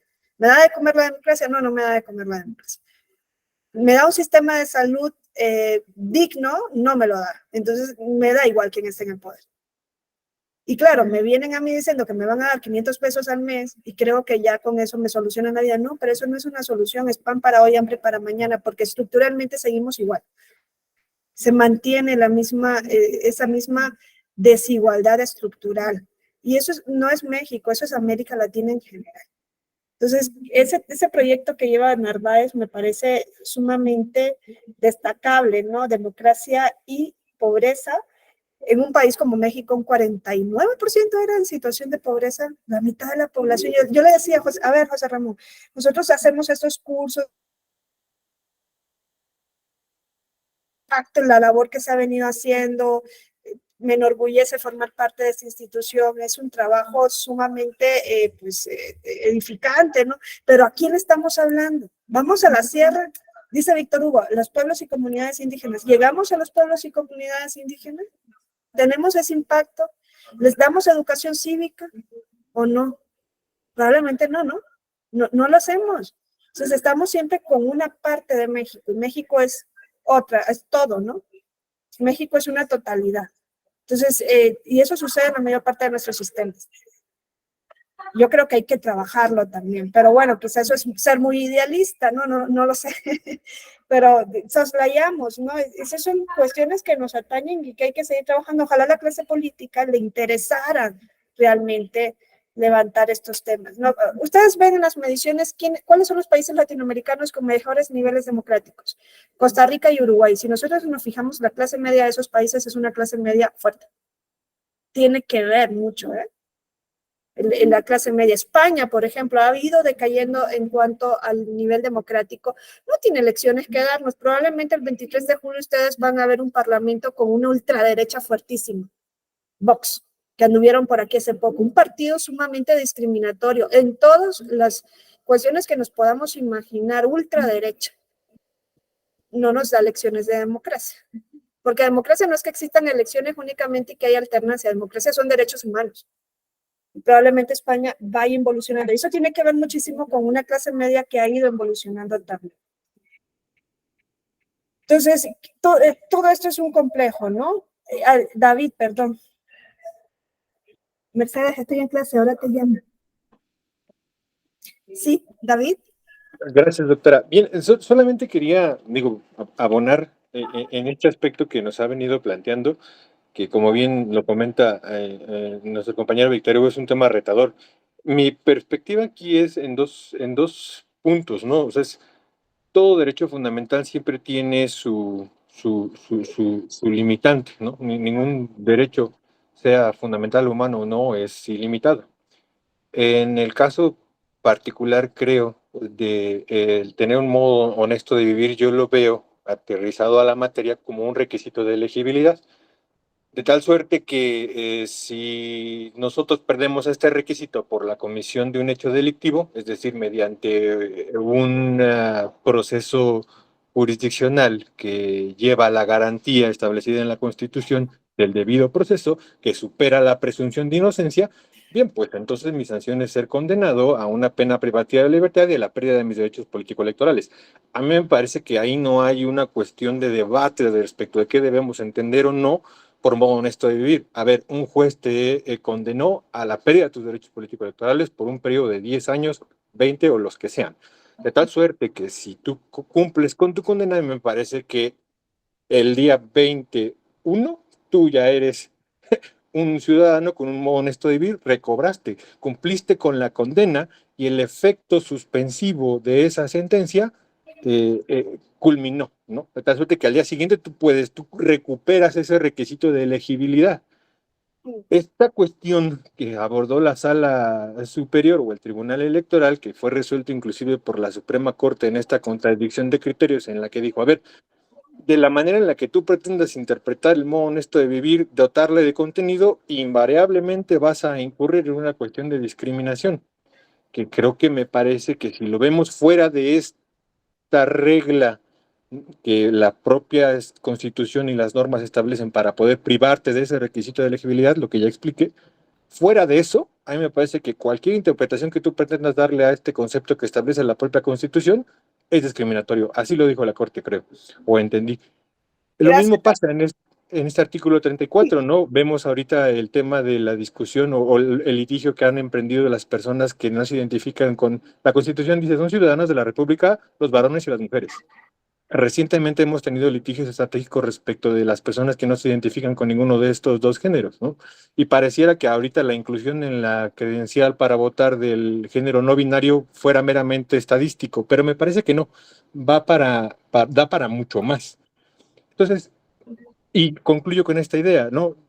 A mí me parece que siempre yo he dicho y he sostenido que la interpretación gramatical va en contra del principio de progresividad de los derechos fundamentales y de los derechos humanos. O sea, nunca un documento va, o más bien siempre la rigidez de un documento, de una disposición escrita en blanco y negro, va a estar en contra de una interpretación al amparo de este principio de progresividad de los derechos fundamentales. O sea, cuando te vengan a plantar una idea de progresividad, me parece que cualquier texto constitucional o normativo te va a quedar corto. Exacto.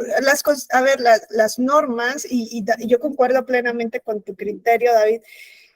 Muchas veces las normas discriminan, o sea, muchas veces la discriminación viene de la norma. Por ejemplo, hay normas, quizá en México esto no sea un problema en sí, pero hay normas, no sé qué estoy compartiendo, hay normas que, por ejemplo, en materia electoral prohíben el voto de las personas con discapacidad intelectual, y está en la ley, está incluso en la Constitución.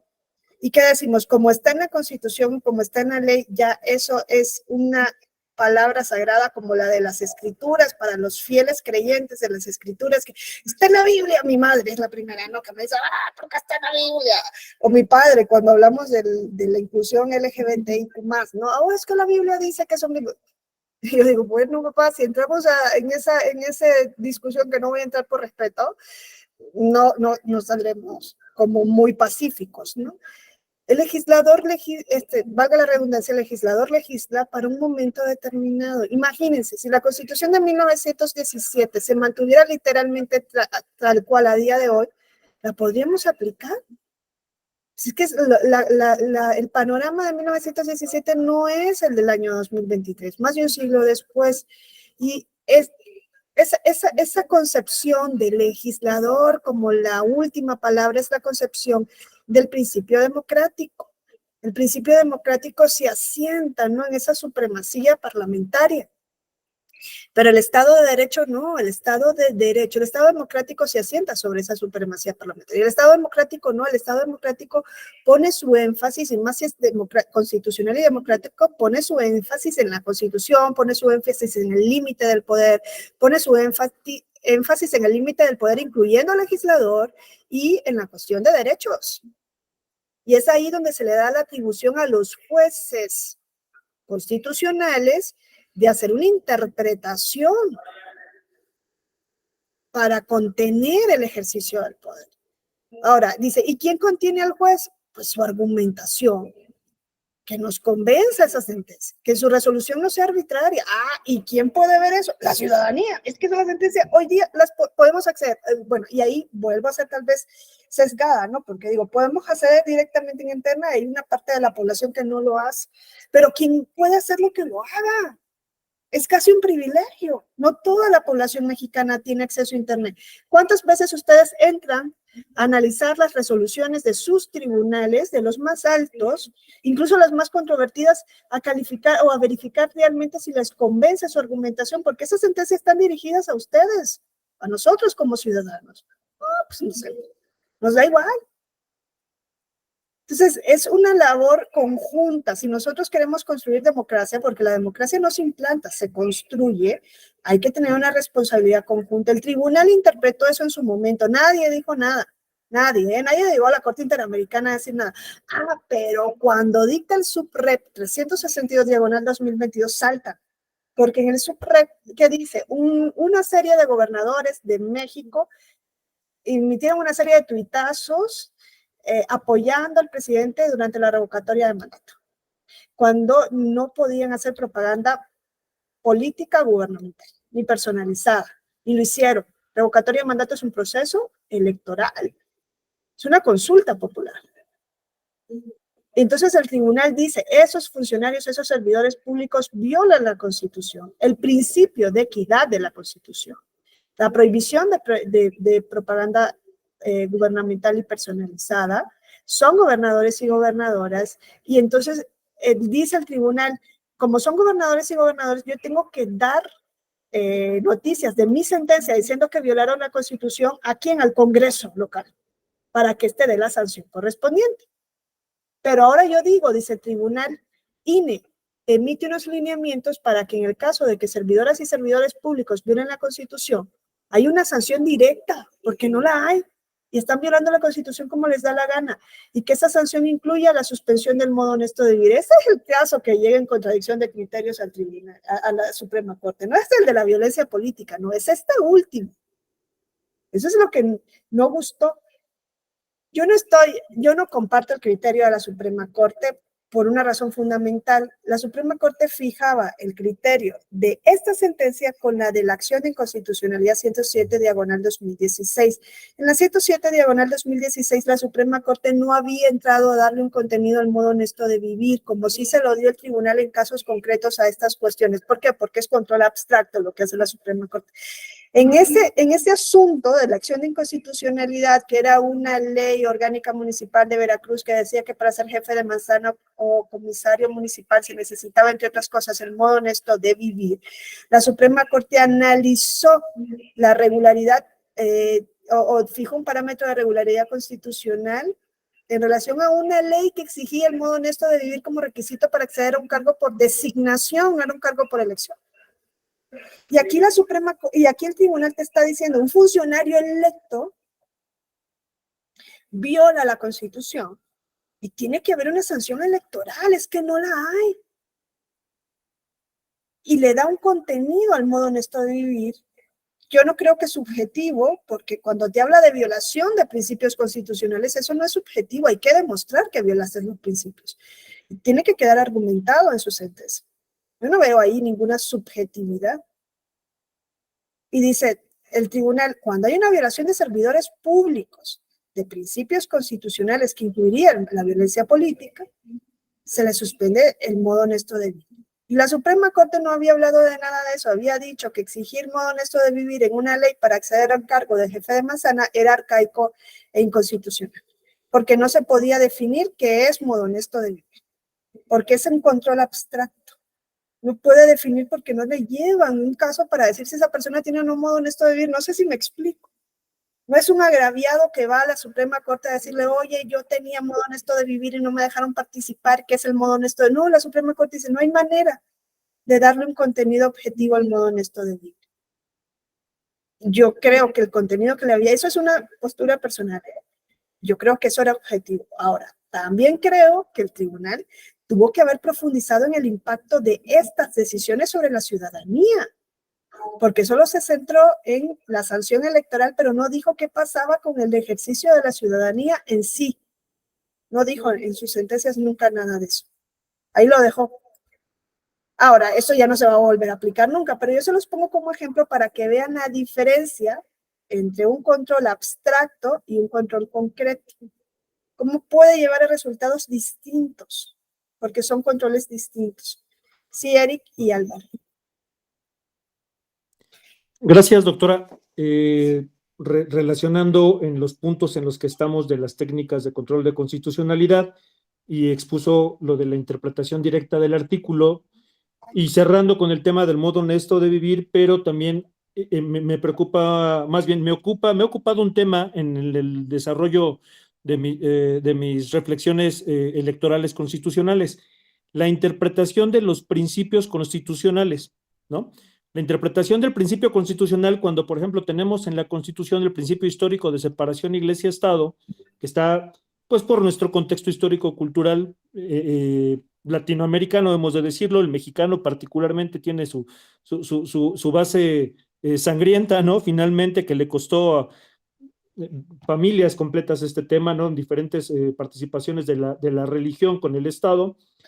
Pero llevado a los tribunales en las ocasiones que he tenido la oportunidad de promover, pues está, desde mi punto de vista, está muy clara la disposición constitucional de la prohibición, en su caso, del principio de laicidad con respecto a los procesos electorales, y ya había jurisprudencias relacionadas al respecto, ¿no? De que incluso alguna resolución de una nulidad de elección, por ejemplo, en la que tuvo que ver esa causa de nulidad genérica que se dio en Tabasco, donde intervinieron varias cosas, entre ellas el tema religioso. En el punto en el que a mí me tocó promover, fueron más allá, en la sala superior, a la interpretación del principio constitucional de separación Iglesia-Estado. O sea, no solamente se quedaron con la interpretación del artículo, sino lo que yo alegué en su momento, que fue en el 2006, por parte de mi representado, pues era el principio, o sea, la violación al principio constitucional de separación Iglesia-Estado, además de lo legal, ¿no? Además de lo contenido en la Constitución, además de lo contenido en el Código Electoral, en el caso del Estado de México. Y en su momento, recuerdo que la ponente fue la magistrada Alfonsina Berta Navarro Hidalgo, ¿no? Interpretaron, o se interpretó en el proyecto, y bueno, nos dijeron que no alcanzaba. Mi reflexión es esta, ¿no? O sea, si ya está en la norma, si está en los reglamentos, y todavía le sumamos la interpretación del principio que tendría que ser, pienso yo, mucho más cerrada, mucho más estricta, y siento que con esa interpretación última que le dieron, pues mataron todo el efecto legal, ¿no? O sea, mataron lo que ya estaba en la ley, porque pues el principio, pensaba yo, el principio tendría que ser superior, aun y cuando no fuese específico en la ley, ¿no? Aunque sí estaba específico. ¿Cuál sería su opinión al respecto, doctora, con este tema de el control de constitucionalidad o la falta de que se hizo sobre este tema del principio histórico de separación Iglesia-Estado en una nulidad de elección? Gracias. Pero Sí. fíjate que no queda clara. ¿En qué caso me estás preguntando? Fue un JRC en el que propuse, más bien, mi pretensión era que se anulara la elección, una elección municipal en el Estado de México, en lo que yo reflexionaba, porque estaba desde mi punto de vista acreditado el hecho de que el candidato vencedor había echado mano de alusiones y fundamentaciones religiosas. Había alegado bienvenida a grupos religiosos, amarró las lonas allá al templo, a la capilla, para darle la bienvenida a una peregrinación que él mismo financió, ¿no? O sea, había fotografías, había certificaciones del órgano electoral, y pues yo alegaba, bueno, pues es que el candidato, en su momento, en este caso el candidato ganador, pues para su campaña utilizó todos estos temas religiosos, pues para tener esa ventaja indebida, ¿no? Justo en los periodos proscritos para ello. Esa era la base del ¿Qué dijo agravio. el tribunal? Que no alcanzaba, interpretó el contenido de la propaganda, no solamente, no el hecho de que estuviese amarrada a la capilla y un árbol, ¿no? O sea, tan es así que estaba dentro del atrio, una parte del atrio hacia la calle, y refería palabras con referencia religiosa. Sin embargo, en el proyecto se van a interpretar esas palabras. O sea, se fueron a interpretar las palabras para saber si eran de contenido religioso o no. Digo, usted bueno, ya lo verá, fue la elección de Xonacatlán 2006. Y bueno, yo más adelante, al paso de los años, en un encuentro también académico, le consultaba yo a uno de los magistrados también de la siguiente adscripción, y me decía, bueno, es que él consideraba que esa elección sí debió de haberse anulado por este tema del principio constitucional. Preguntaba usted hace rato, ¿reflexionamos las resoluciones? ¿Criticamos las resoluciones? Sí, desde luego, ¿no? Más cuando representa, por ejemplo, un interés de un representado que no quedó, ¿no?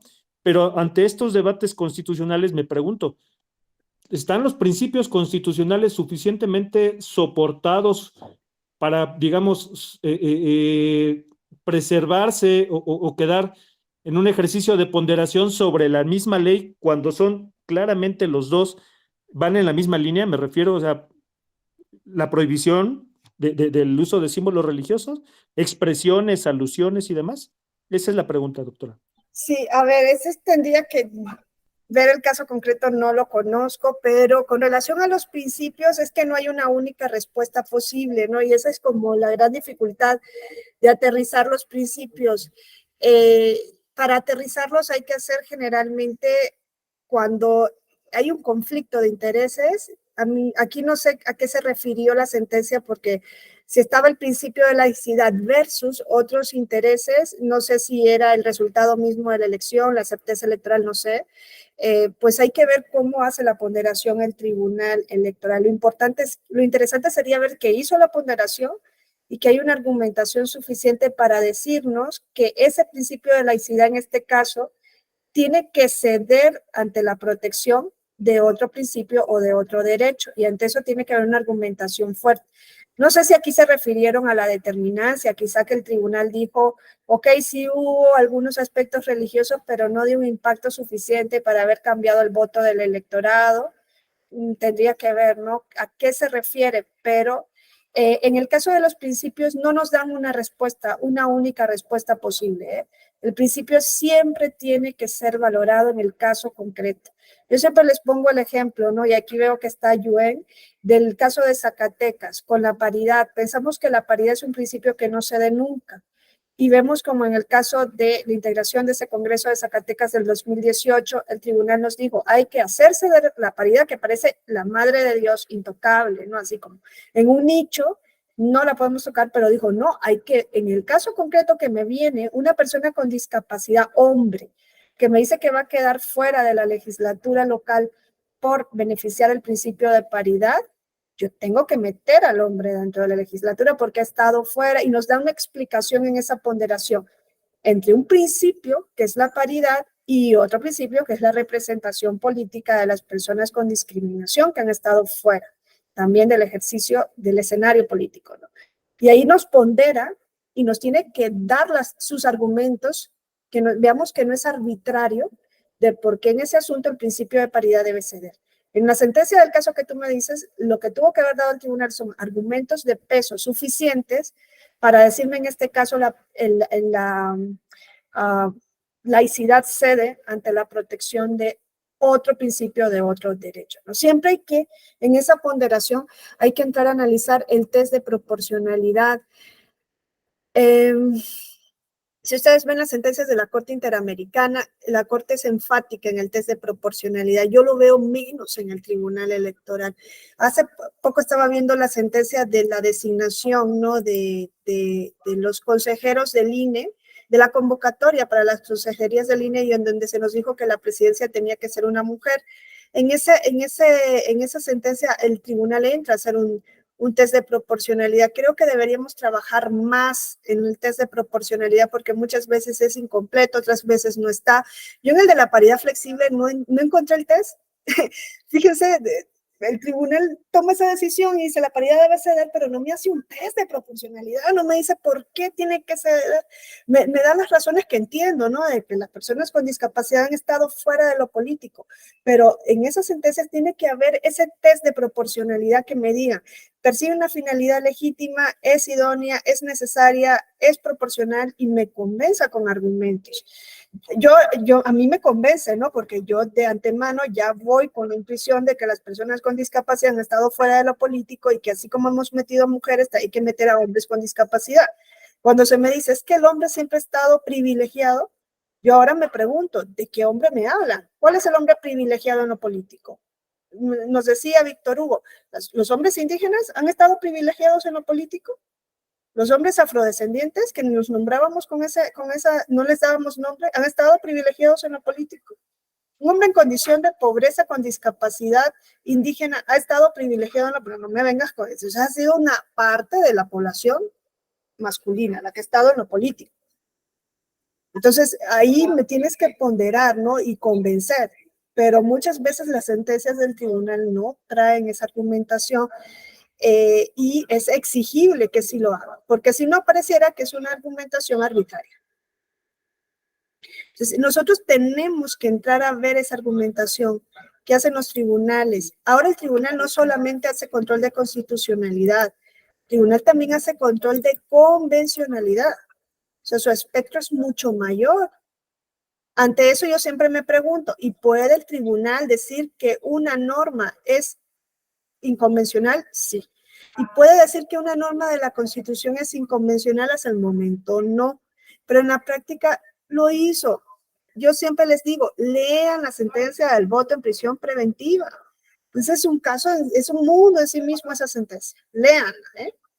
El tribunal en esa sentencia deja sin efecto un precepto de la Constitución de manera implícita y da efectos generales a su decisión. Ninguna persona en prisión preventiva, o sea, todas las personas en prisión preventiva van a poder votar a partir de 2024. Efectos generales a partir de un caso concreto. Y parece que la Constitución no se lo permite. Ahora, hay que entrar a hacer ese ejercicio. Cuando yo me refiero al test de proporcionalidad, es esto que hace la Corte Interamericana. En sus sentencias, cuando la Corte va a analizar si hay una restricción de un derecho y si la restricción es conforme a la convención, te hace este análisis. Te dice, la medida restrictiva del derecho es legal, persigue una finalidad legítima, es necesaria, es proporcional, y cuando hay conflicto entre dos principios, como es lo que nos dice Eric, no sé cuál sería el otro principio que entraría en conflicto en esa sentencia. Me imagino que es la certeza electoral porque no había la determinancia suficiente frente al principio de laicidad. El tribunal tiene que entrar a la proporcionalidad en sentido estricto. Ponderar, eso que dice Robert Alexy que es ponderar. No, Robert Alexy nos dice, poner en una balanza, como ponemos en una balanza, aquí la laicidad y aquí la certeza electoral. Ponemos en una balanza y le vamos dando argumentos de peso a un lado al otro para que uno suba y ceda, en ese caso concreto, ceda frente al otro. Él nos da una regla del peso, ¿no? La ley del peso, pero no creo que ningún tribunal en el mundo, ni ningún tribunal, ni en Alemania, ni en ningún lado, hace esa fórmula. Yo no he visto ninguna sentencia con esa fórmula del peso de Robert Alexy, que le quedó muy interesante, pero pues en la práctica nos da como la idea, pero no es efectivo en la práctica, no lo hacen los jueces. Ahora, lo que sí tienen que hacer es esto, test de proporcionalidad. Miren, desde el caso Castañeda Guzmán, que ustedes se lo conocen mejor que yo, no tengo que entrar a decirles cómo fue, pero aquí lo que decía Castañeda Guzmán es, el COFIPE viola mi derecho de ser elegido, voto pasivo, porque la Constitución dice que yo tengo el derecho a ser votado y no dice que a través de partidos políticos, y el COFIPE sí. El COFIPE limita, restringe mi derecho. Una restricción de mi derecho a ser votado por una ley electoral. en este momento el tribunal, cuando Castañeda Guzmán está en su auge, no puede hacer control de constitucionalidad de leyes. Si al tribunal Castañeda Guzmán le hubiese llevado la rescisión del IFE que le dice, oye, tú no te puedes registrar como candidato independiente, el tribunal no hubiese podido hacer nada efectivo. ¿Por qué? Porque el tribunal no podía pronunciarse sobre la base de esa resolución, que era el artículo 175 del COFIPE. No podía hacer control de constitucionalidad de una ley electoral. Y eso es lo interesante, porque imagínense que el tribunal dice, es que la decisión del IFE es inconstitucional. ¿Y por qué es inconstitucional? Si la ley se lo permite. Tienes que ir a analizar si la ley es inconstitucional o no, la que se lo permite. Decirle, no puedes venir como candidato independiente, tienes que venir por partido político. Miren, ¿por qué es importante que el tribunal realice control de constitucionalidad? ¿Ven cómo está amputado si no lo hace? Pues en este caso no lo hubiese podido conocer.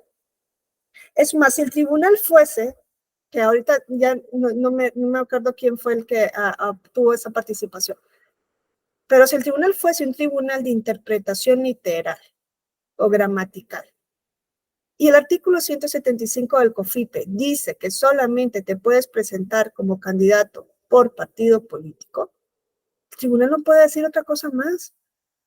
¿Qué más va a decir si es gramatical? Candidato por partido político. ¿Cómo le puede dar una interpretación distinta? El tribunal estaría amputadísimo en su decisión, ¿sí o no? Sí. No puede hacer una interpretación principialista, no puede hacer una interpretación teleológica, no puede hacer una interpretación evolutiva, no puede hacer una interpretación distinta a la gramatical. El caso llega a la Corte Interamericana y ustedes saben que la Corte dijo es inconvencional, pero no porque no se permita ir por candidatura independiente, sino porque no hay un juicio rápido sumario para la defensa de los derechos políticos en México. Y por eso se abre el control de constitucionalidad en México ante el tribunal. Pero lo importante de esa sentencia, siempre le digo, también es esto. La Corte Interamericana dejó asentada en esta sentencia que es posible restringir derechos político-electorales más allá de lo que dice el artículo 23, párrafo 2 de la Convención. Y eso tiene una gran relación con lo del modo honesto de vivir que venía haciendo el tribunal en México. A mí me parecía maravilloso lo de la interpretación, pero yo sabía que si llegaba a la Corte Interamericana probablemente la Corte se lo iba a cargar. ¿Por qué? Porque el artículo 23.2 de la Convención dice, la ley puede limitar derechos, los derechos políticos, que es a lo que se refiere el párrafo anterior, exclusivamente por edad, nacionalidad, residencia, idioma, instrucción, capacidad civil o mental o condena por juez competente. Una de las grandezas de Castañeda Guzmán es que por primera vez la Corte Interamericana nos dice, y además de esto, porque cuando nosotros leemos exclusivamente, literalmente exclusivamente, ¿qué significa? Taxativamente, no hay otro criterio más para limitar derechos conforme a la Convención. Pero la Corte nos dice en Castañeda Guzmán, sí hay otros criterios para limitar derechos, como es el caso de Castañeda Guzmán. Le estás limitando sus derechos porque le estás diciendo no puedes venir como candidato independiente. Hay otros criterios que pueden derivarse del sistema electoral del país. No sé si me explico. En Castañeda Guzmán, si ustedes la leen esa sentencia, van a ver que la Corte Interamericana dijo, además de estos del 23.2, hay otros criterios. Esa exclusivamente no se aplica en muchos casos. Y Castañeda Guzmán fue uno de ellos. La Corte Interamericana nos dice, aquí tengo, a ver si no... La Corte Interamericana nos dice, hay otros criterios, no sé dónde me quedo, pero hay otros criterios por los cuales se puede, voy a ver si está en la otra presentación, se pueden restringir derechos que van más allá de los que se establece en el artículo 23, que podríamos pensar que no existen otros. Digo, sí, uno de ellos es que te pida la ley venir por partidos políticos. Cuando me encuentre ante esos criterios, tengo que hacer un test de proporcionalidad. Cuando me encuentre. Ahora, si es uno de los criterios del 23.2, es exclusivamente por esos. Pero si yo me encuentro otros criterios, tengo que ir por el test de proporcionalidad, que es lo que muchas veces no encontramos en las decisiones del Tribunal Electoral. Si alguien levantó la manita. Perdón. Sí, doctora, buenas tardes. Nuevamente un gusto saludarle. Hola, José. No, sí, José. Sí, hola. Doctora, pero fíjese que sí, efectivamente el asunto de Castañeda también creo que se da en un contexto político diferentón y creo que también, si no sé si sea muy atrevido mi comentario respecto a lo mencionado por la Corte, pero la Corte no se va por los requisitos, elementos que se requerían para ser un candidato, no, sino va porque decía que no había un recurso idóneo para defender una hipótesis como la que se estaba presentando en esos momentos, porque lo agradable hubiera sido que la Corte, maximizando un poquito más esos derechos, pudo haber dicho, aparte de que no tienes un recurso, también puedes hacerlo por esto, por esto, por esto, por esto, o por esto no. Como usted lo acabó de decir ahorita, el tema de la idoneidad, pues yo creo que ya no hay necesidad que llegue a la Corte, porque ahorita ya se dio cuenta la Suprema Corte que va a empezar a generar criterio y el Tribunal Electoral pues, se va a tener que someter al criterio que ya casi estableció la Suprema Corte. Sí, se va a tener, o sea, ya no es, esto no es discutible, pero pues siempre como que a mí sí me gusta resaltar que, a ver, el Tribunal Electoral estaba en avanzada, ¿no? Les daba un contenido distinto al modo honesto de vivir con una sanción electoral que en México no existe, pero la Suprema Corte de Justicia de la Nación, la Corte Interamericana, que es... Si hacemos control de convencionalidad, tenemos que regirnos también por las decisiones de la Corte porque forman parte de la Convención, ¿no? Sí. Es una extensión de la Convención.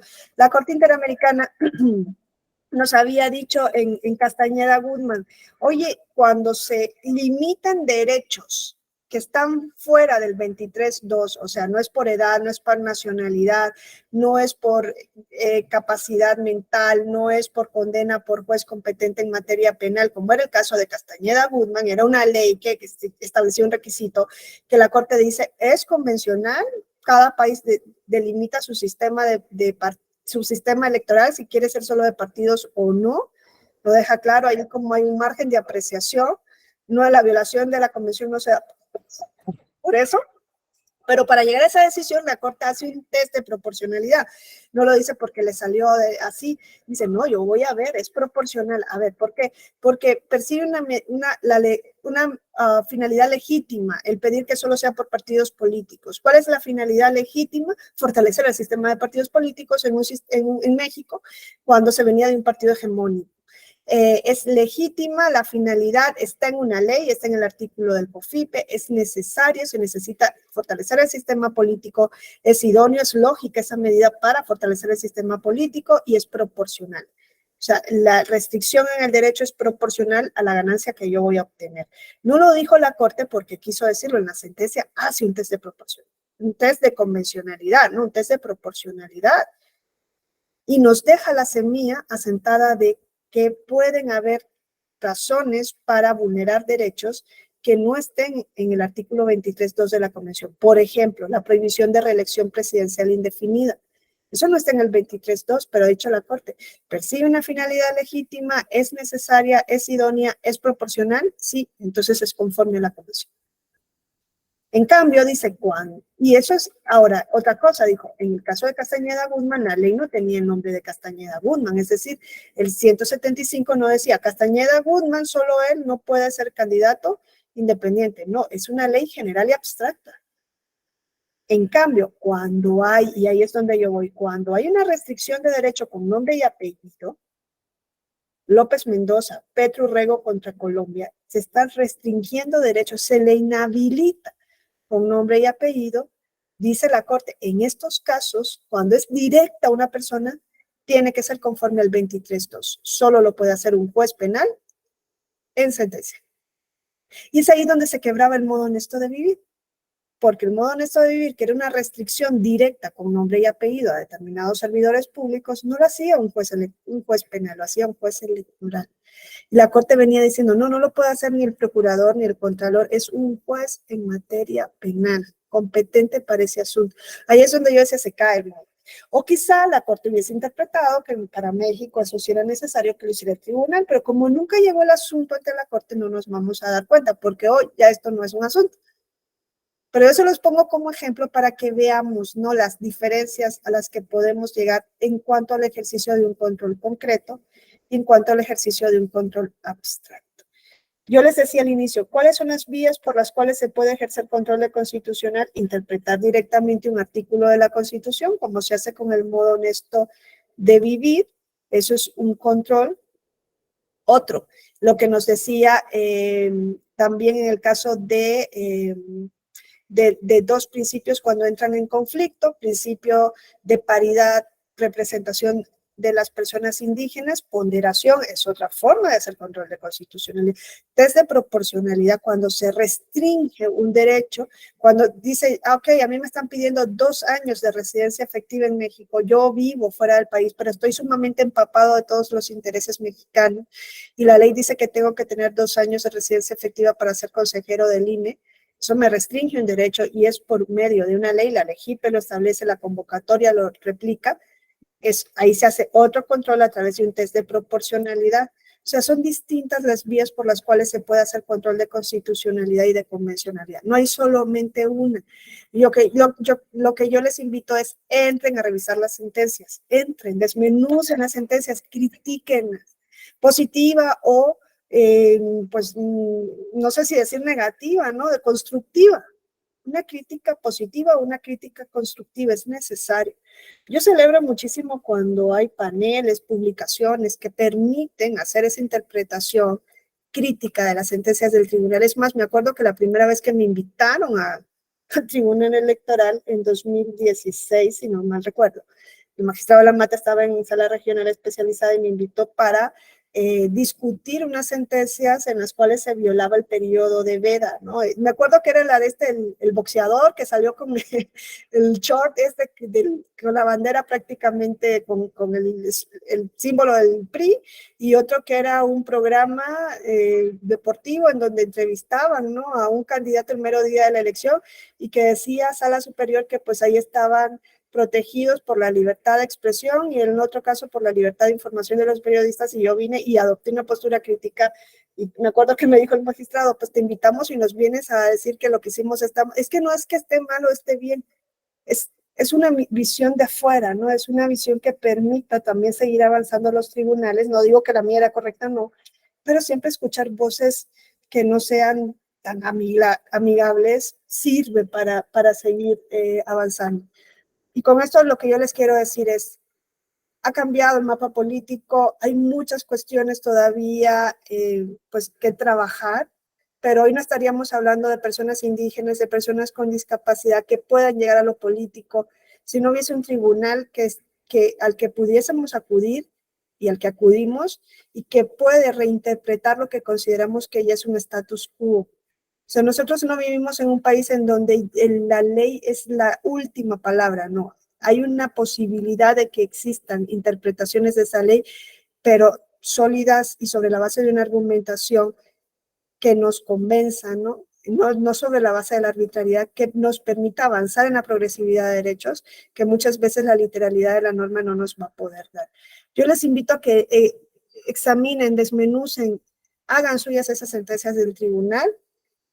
Aprendemos muchísimo a partir de estas jurisprudencias, mucho más que en la teoría, y pues que en su momento también podamos hacer ciudadanía de esa manera. Yo me quedo hasta aquí. Les agradezco mucho la participación y bueno, me da gusto verles, escucharles, siempre se aprende muchísimo. José Ángel, te sigo esperando, ¿eh? No se me ha olvidado. Y bueno, muchísimas gracias y nos seguimos viendo. Gracias, doctora. Y nos vemos. Gracias, hasta luego. Gracias, doctora.